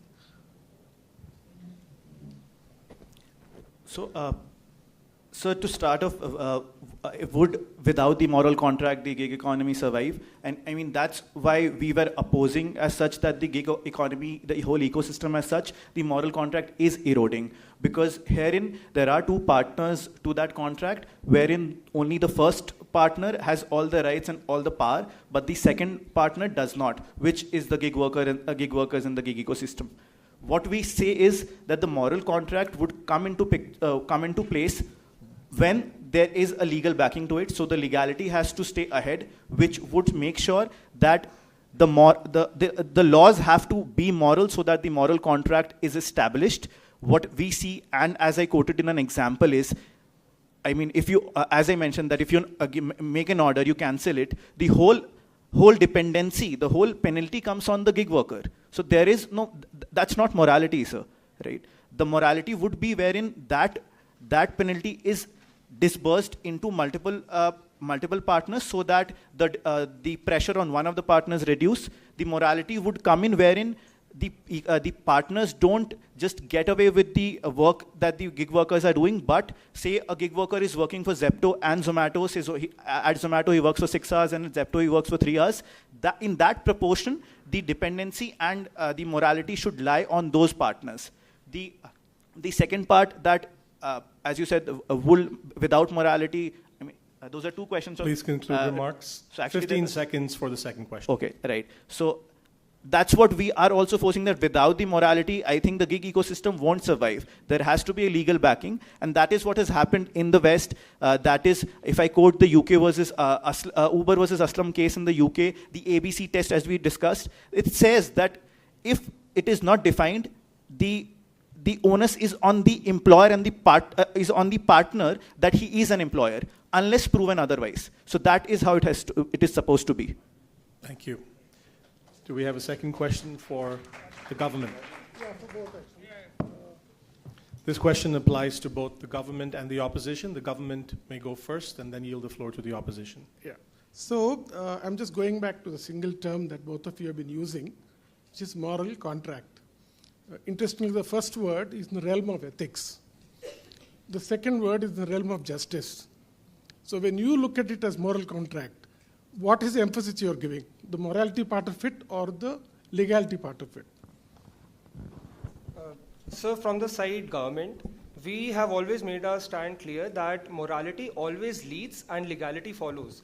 So up until the organizations realize that they owe a responsibility to these people who are giving them profits, who are reaping these profits for them and putting in the efforts, and they take the stand and they make some changes to morally, compensate them for the same, then only will the law take note of the same and see that something is changing in the current scenario and we need to take notice and change the laws accordingly, which has already been seen in the current system wherein gig economy and the outsourcing economy rose to such a level and the number of employed people in those fields were a large extent, to such a large extent that the law could not hold back and not make those changes. So as we've seen already and as we propose, that morality takes the lead and legality follows, because law would first comprehend what is going on and then make changes basis facts and figures and to make sure that those laws enable long-term success and sustainability for both the organizations and the partners.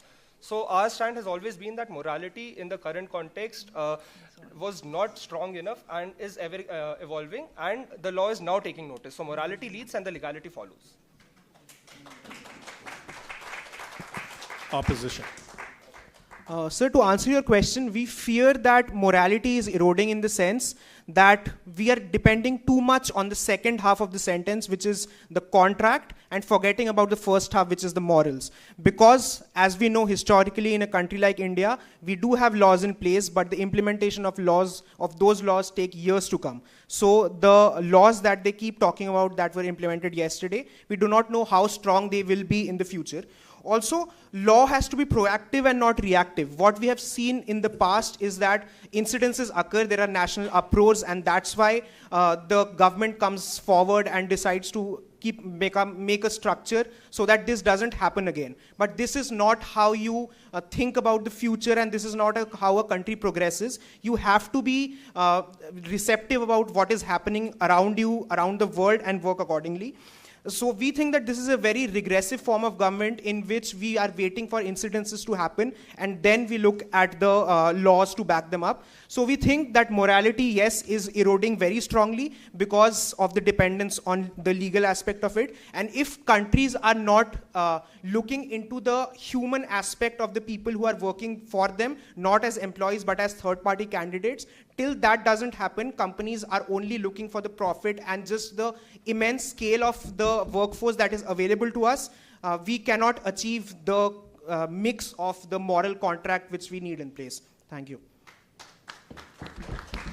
Thank you, Team Speakeasy and Dream Team. Jury members may now proceed to the green room behind for deliberations and the final verdict. Both teams may please exit the floor.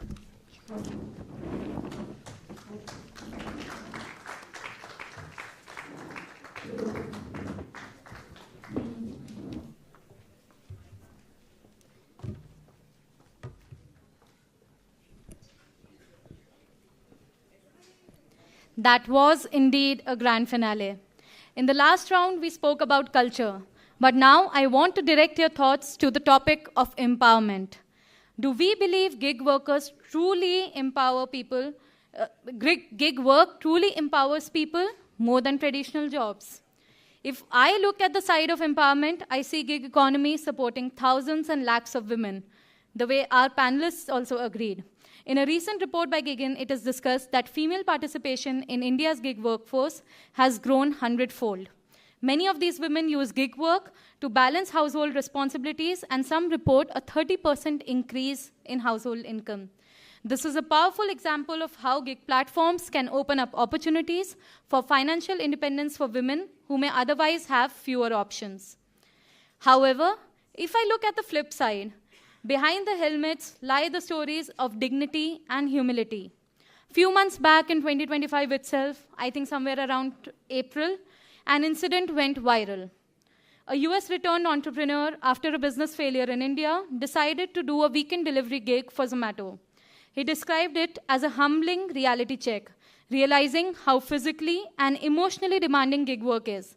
The story went viral, not because of the fact that he made it big in US and he failed in India, but because his vulnerability and respect for gig workers made people sit up and reflect on the dignity and struggle of platform labor. There were no boardrooms, no suits, only searing summer heat, jammed road, and strangers' doorbells and gazes. He battled exhaustion, dehydration, and judgmental stares. This wasn't a social media stunt. It wasn't a vlog or an influencer gimmick. It was a personal, raw, and eye-opening encounter with India's informal labor economy. His quote from one of the articles struck with me, something we all should probably ponder on. We've become so used to convenience that we forget the humans behind the service. In fact, I would want to ask this to all of you. I would want to do a quick audience check. Raise your hand if you've used quick commerce app like Blinkit, Zepto, Instamart, or order something insignificant, like a single packet of chips or a lemon or cold drinks when you need them quickly, just because you didn't want to walk to the shop. How many of you? More than half of the hall. Look at that. We are the reason the logistics industry is sweating right now. Now keep your hands up or re-raise your hands if you've always given a 5-star rating to a driver or a delivery partner, even if the service was average, because you know the algorithm might punish him if he gets a lower rating. Right. That's right there. Responsible leadership at the consumer level. We talked about how consumers should take up the responsibility, and we are fighting that same algorithm with empathy. Raise your hand if you have cancelled a cab ride simply because the app said 7 minutes away and you thought that was too long, or even 5 minutes for that matter. Again, almost half the auditorium. That we have become a very impatient generation, and I'm speaking about all the generations present here. Father Maggie would have told us to use those 7 minutes to meditate. Now, let's see how many of you currently have a side hustle, be it consulting, content creation, or a project outside your main job or coursework. Few of us over here. That is your welcome to gig economy. It's not just them, it's us. Raise your hand if you've taken a formal work meeting or attended a class from a cafe, a cab, or an airport lounge in the last 1 year or so. Quite a lot of hands. That shows the office is dead and long live the Wi-Fi connection. I hope you now understand that we are all in this together, as consumers first, but then also as corporate leaders, academicians, policymakers, journalists, students, and in many other roles. With this understanding that we all understand how the world is changing, with this understanding that we are all a part of it, I would want you to all join us in having a quick round of winner selections for the best rebuttal and the best speaker. So I will just ask the teams to reintroduce themselves. starting with Team Speakeasy from SIBM, so that you are all familiar with the names. And then we'll have a poll via a QR code over here. Good afternoon, everyone. Good evening. My name is Osho. I'm from SIBM Pune and part of Team Speakeasy. Thank you. Hello, everyone. My name is Shusnato Sengupta, and I'm from SIBM Pune, Team Speakeasy. Hello everyone, my name is Paramveer Chehel and I am from Maika, Ahmedabad, and the team was Dream Team. And my teammate is returning from the break, and her name is Meher Vora, and she's again from Maika, Ahmedabad.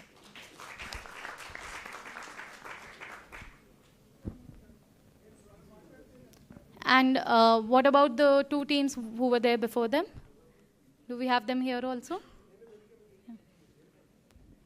Good evening, everyone. This is Manoj Rakesh, Team Metamorphosis, representing IIM Lucknow. Good evening, everyone. I'm Tanveer Fatima Sheikh, representing Metamorphosis from IIM Lucknow. And we also had a team from FMS who had to travel back early due to some engagements in the college. However, now that you are familiar with the participants who were here with us, we'll do a quick poll. I would request all of you, there will be a QR code which will come on the screen. Just scan the QR code and give your votes.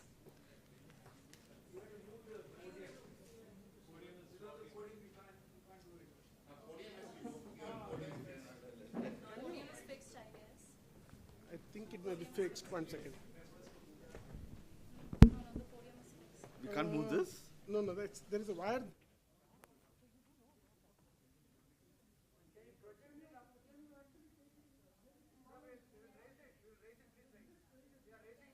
I request the team behind the tech to just shift the image, make 2 QR codes come towards the top. Or bring it to a side. Or bring it to a side, yeah. You can take the screen offline for a minute or so, bring it to one side, or take it up. So while they do that, I'll just remind you all, you have to determine who was the best speaker for the evening, and also who delivered the best rebuttal, that one mic drop moment which you would have noticed in this stretch of 3+ hours we've spent here.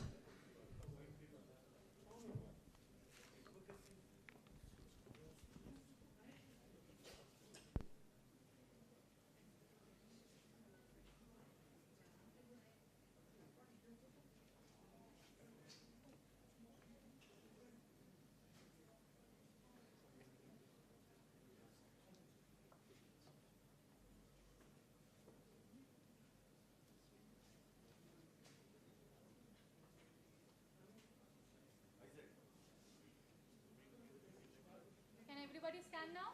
Yes.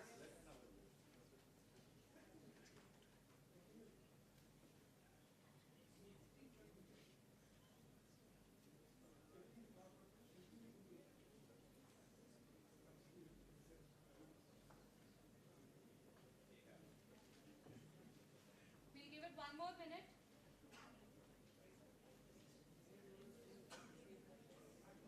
In case anybody is having trouble scanning the QR code, we have volunteers in the room. They can help you with that.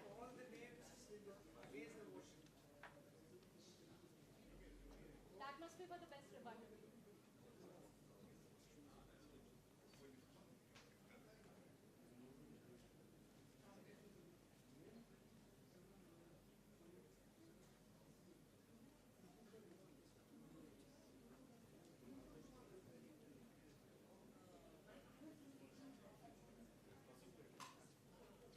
We'll give it 1 more minute. Please wind up your votes by that time.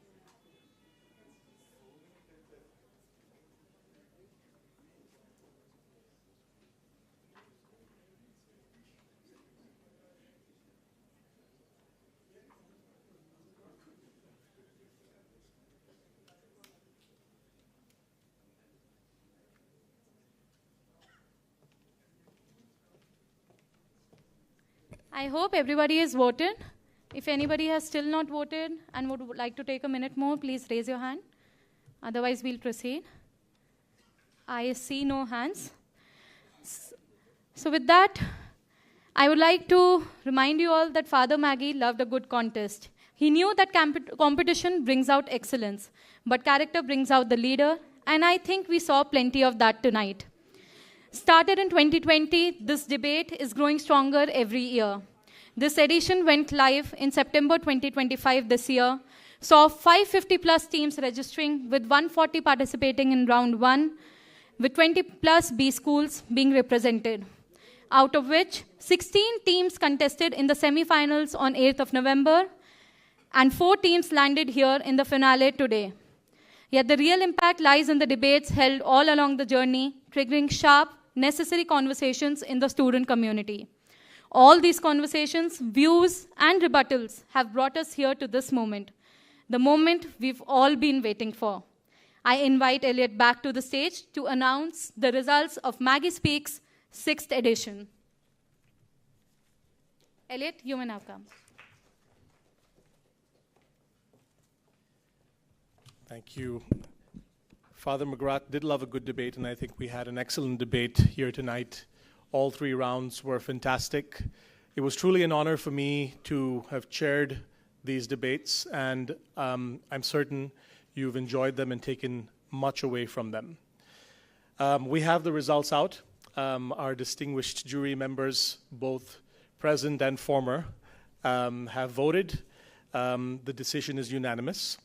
I'd like to call all 4 teams on the stage, please. All 4 semi-finalists, so Speakeasy, Dream Team, Metamorphosis, and Rebuttal Rebels. I've been given to understand that Rebuttal Rebels is no longer in the auditorium. Their awards will be collected and handed over separately later.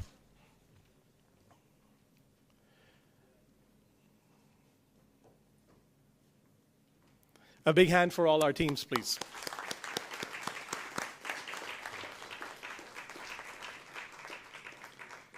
To distribute the awards, I'd like to call upon Mr. Adrian Andrade, CHRO at IDFC First Bank, on stage, please.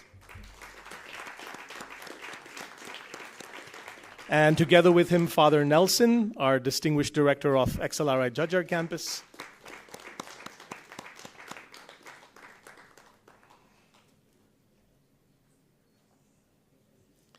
May I have Mr. Adrian and Father Nelson in the center of the stage, please. Thank you. Okay, drum roll. We're ready to announce the winners of tonight's debate. The winners are Team Speakeasy of SIBM.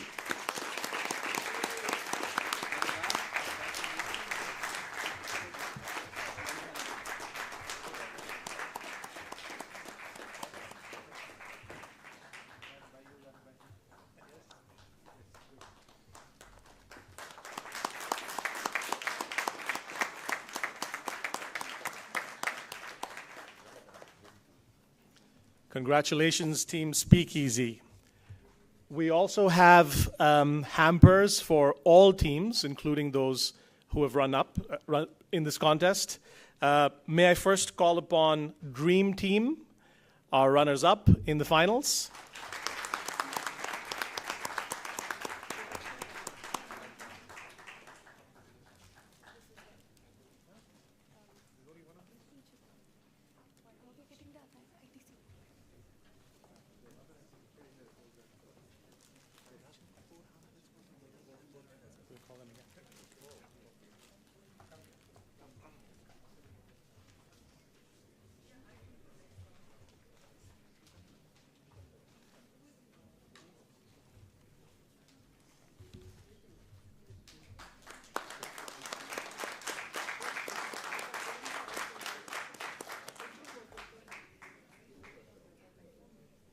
Dream Team, you can stand right there. Thank you. Next, I'd like to call upon Team Metamorphosis to receive their hampers.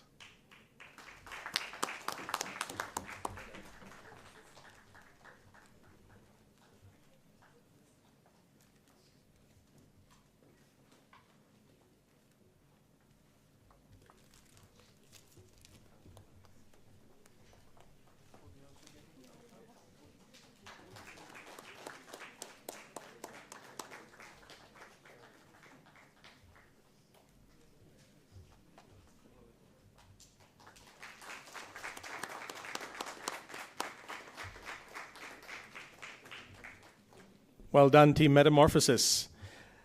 Team Rebuttal Rebels will receive their hampers separately. And finally, once again, Team Speakeasy and the winners of tonight's debate, please, to receive your prize.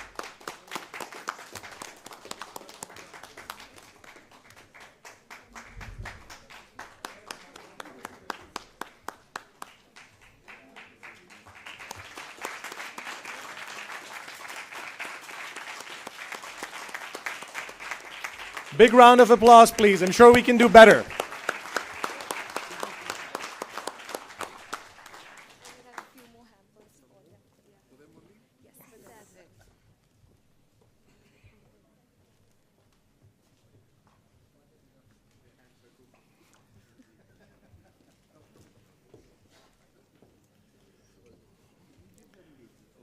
I hope you have extra luggage allowance to take all this back.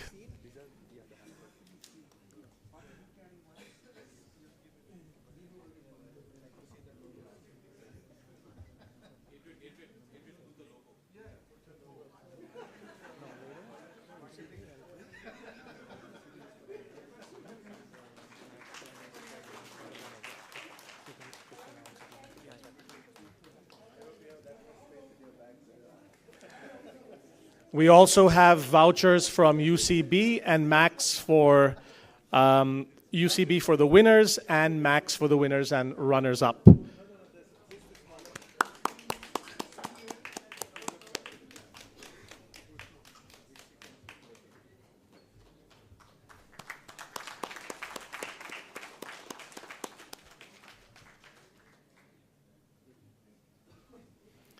Thank you, Mr. Andrade and Father Nelson. Thank you, teams. I'm sorry, we still have to hand over the vouchers. Could we have the vouchers? So the winners, please, UCB vouchers for Team Speakeasy.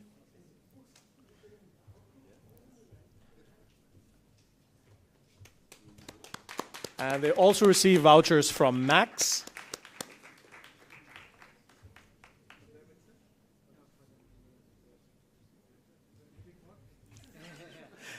Lots of goodies. When it rains, it pours. And then can we also have, once again, Dream Team to receive their vouchers from Max?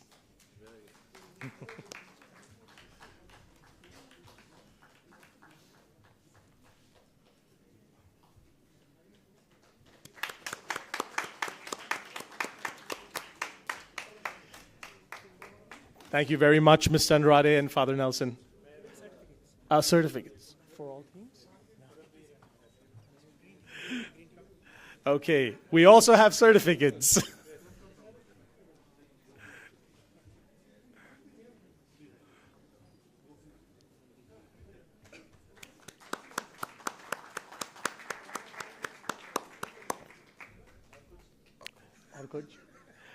And that completes the award distribution. Thank you, Mr. Andrade, finally, and Father Nelson. Thank you, teams. You may exit this stage. Thank you very much.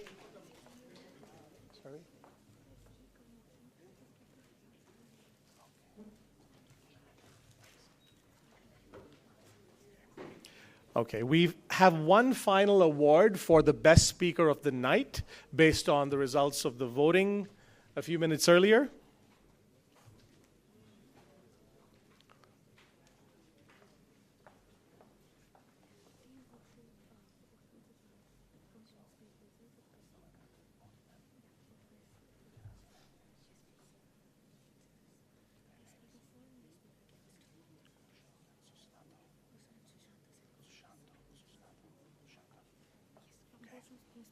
Okay, so we have two winners for the best speaker of tonight.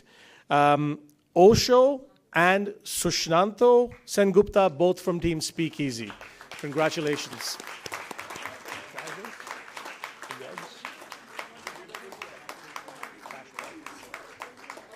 Okay, if you could come up on stage, I understand we have certificates for both of you. Can I invite Mr. Roy, or Kavita, to please present the certificates for the best speaker.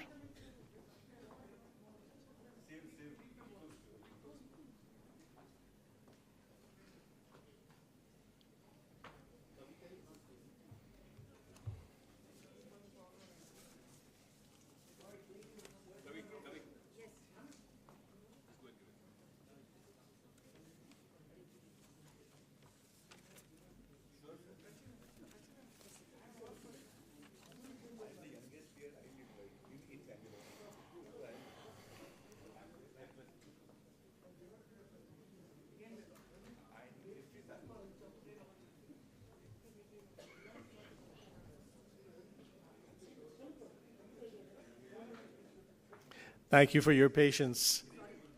Ms. Kavita to present the certificates, please. Thank you. Big round of applause for the best speakers of the night.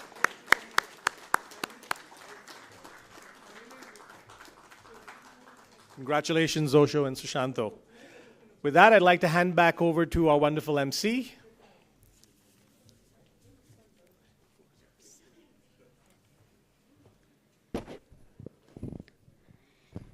So last time when we were here, the participants had complained that they had too much luggage to take back in flights. So while their hampers became more compact, our team also decided to add a cash prize on top of it. It will be directly transferred to their accounts. The winning team gets 35,000 rupees. The runners-up get 25,000 rupees. And the top 8 teams get somewhere around 10,000 rupees each. So big congratulations to all the winners and to every participant for their intellect, courage, and clarity that they brought to the stage. Let's have a huge round of applause once again for all the participants today and for the tremendous effort they've put in this journey. We've dissected the economy, challenged the status quo, and hopefully found a place for productivity that works along with dignity. With this, I would want to formally close the event and invite a key member of our core organizing team from the batch of 87, Mr. Roy Joseph, to deliver a vote of thanks.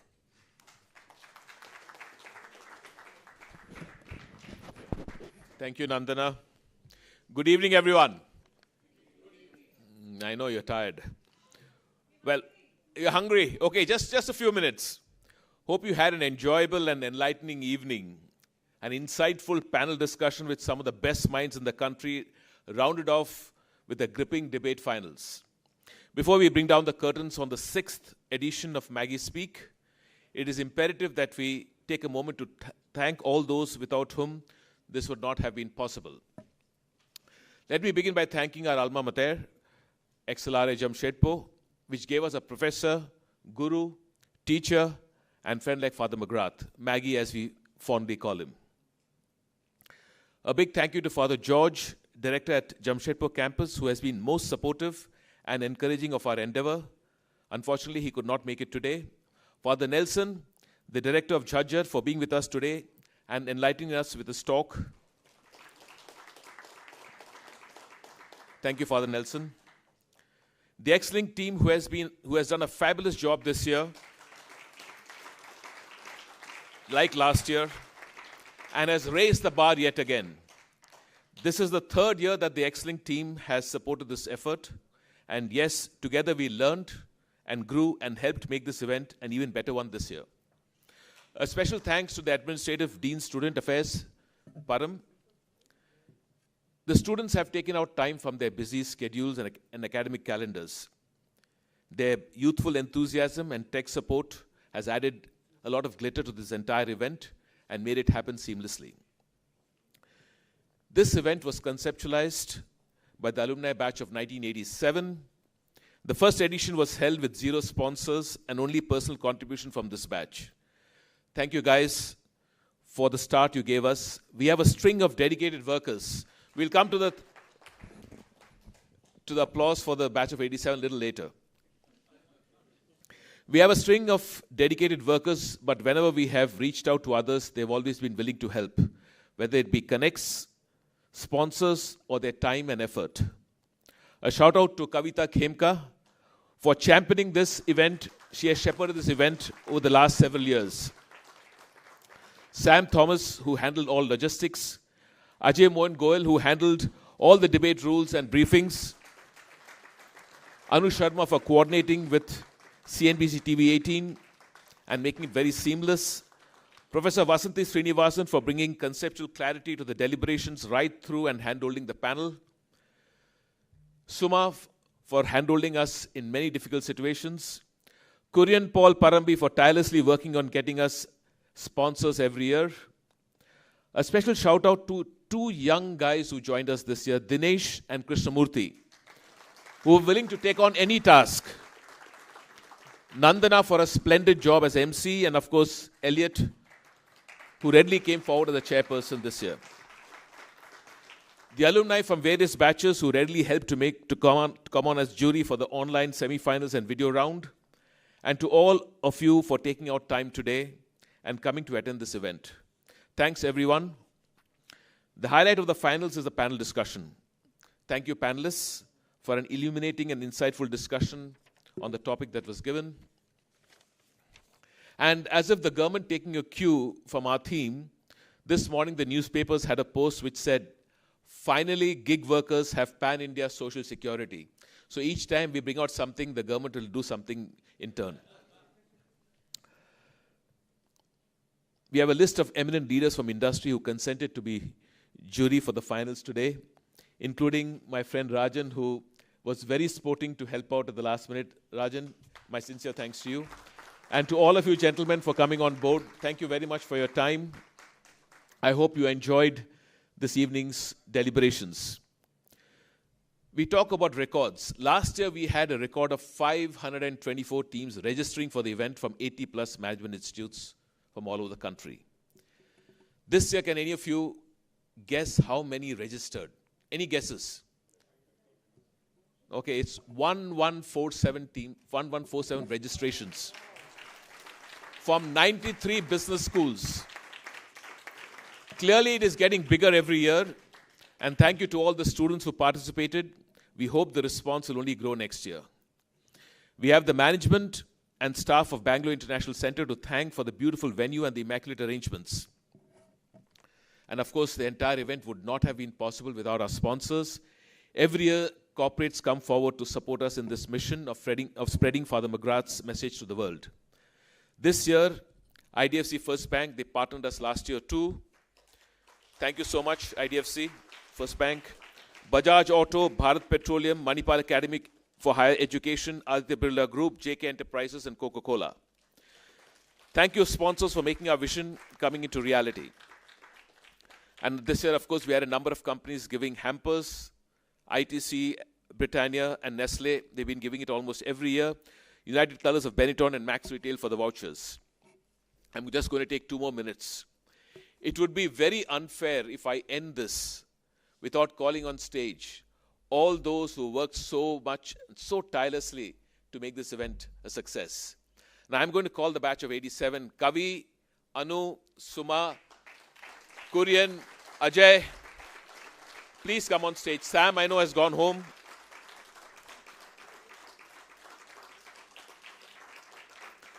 Also call on stage Dinesh and Krishnamurthy.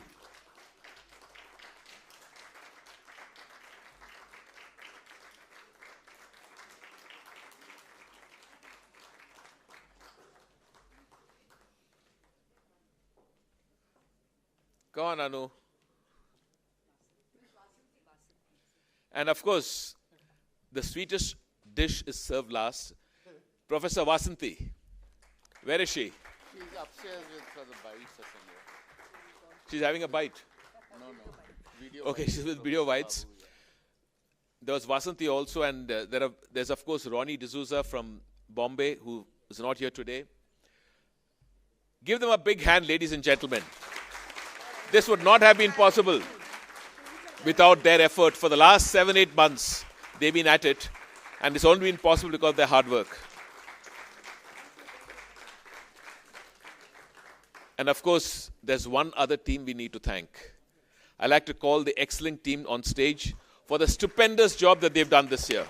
And each year they're getting better. They've, in fact, bettered it than last year. Rashi and team, can we have you on stage, please? Both the Jamshedpur and the Jhajjar campus. Everybody, please. I know you're hungry. The faster you come on stage, the faster you can have your food.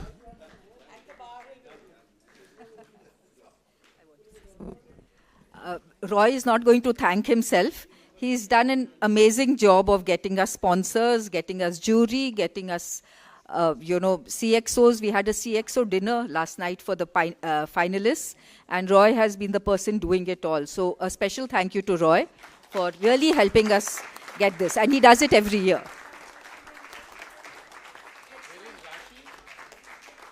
Rashi. So Rashi is the leader for the team? She's the secretary for the excellent team. Ladies and gentlemen, can I request you to give them a big hand, please?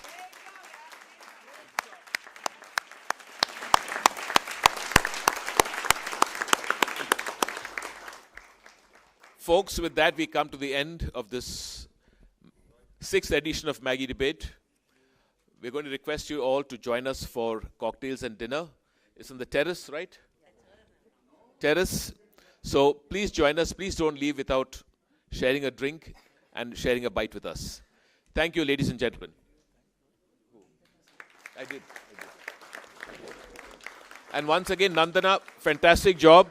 And Elliot, wherever you are, Elliot? Where, with his wife? Okay. Thank you so much. Fantastic job, both of you.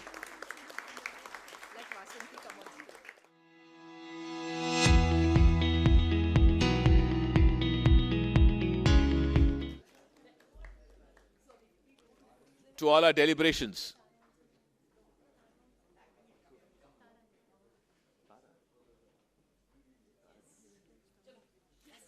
Vasanthi, thank you so much. We kept repeating your name and we knew you would come ultimately. So thank you so much.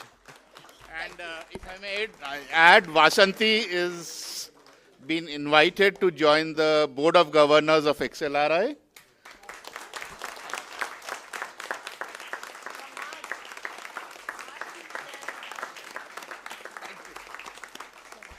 We won't keep you from the cocktails and dinner now. Yes. Thank you, ladies and gentlemen.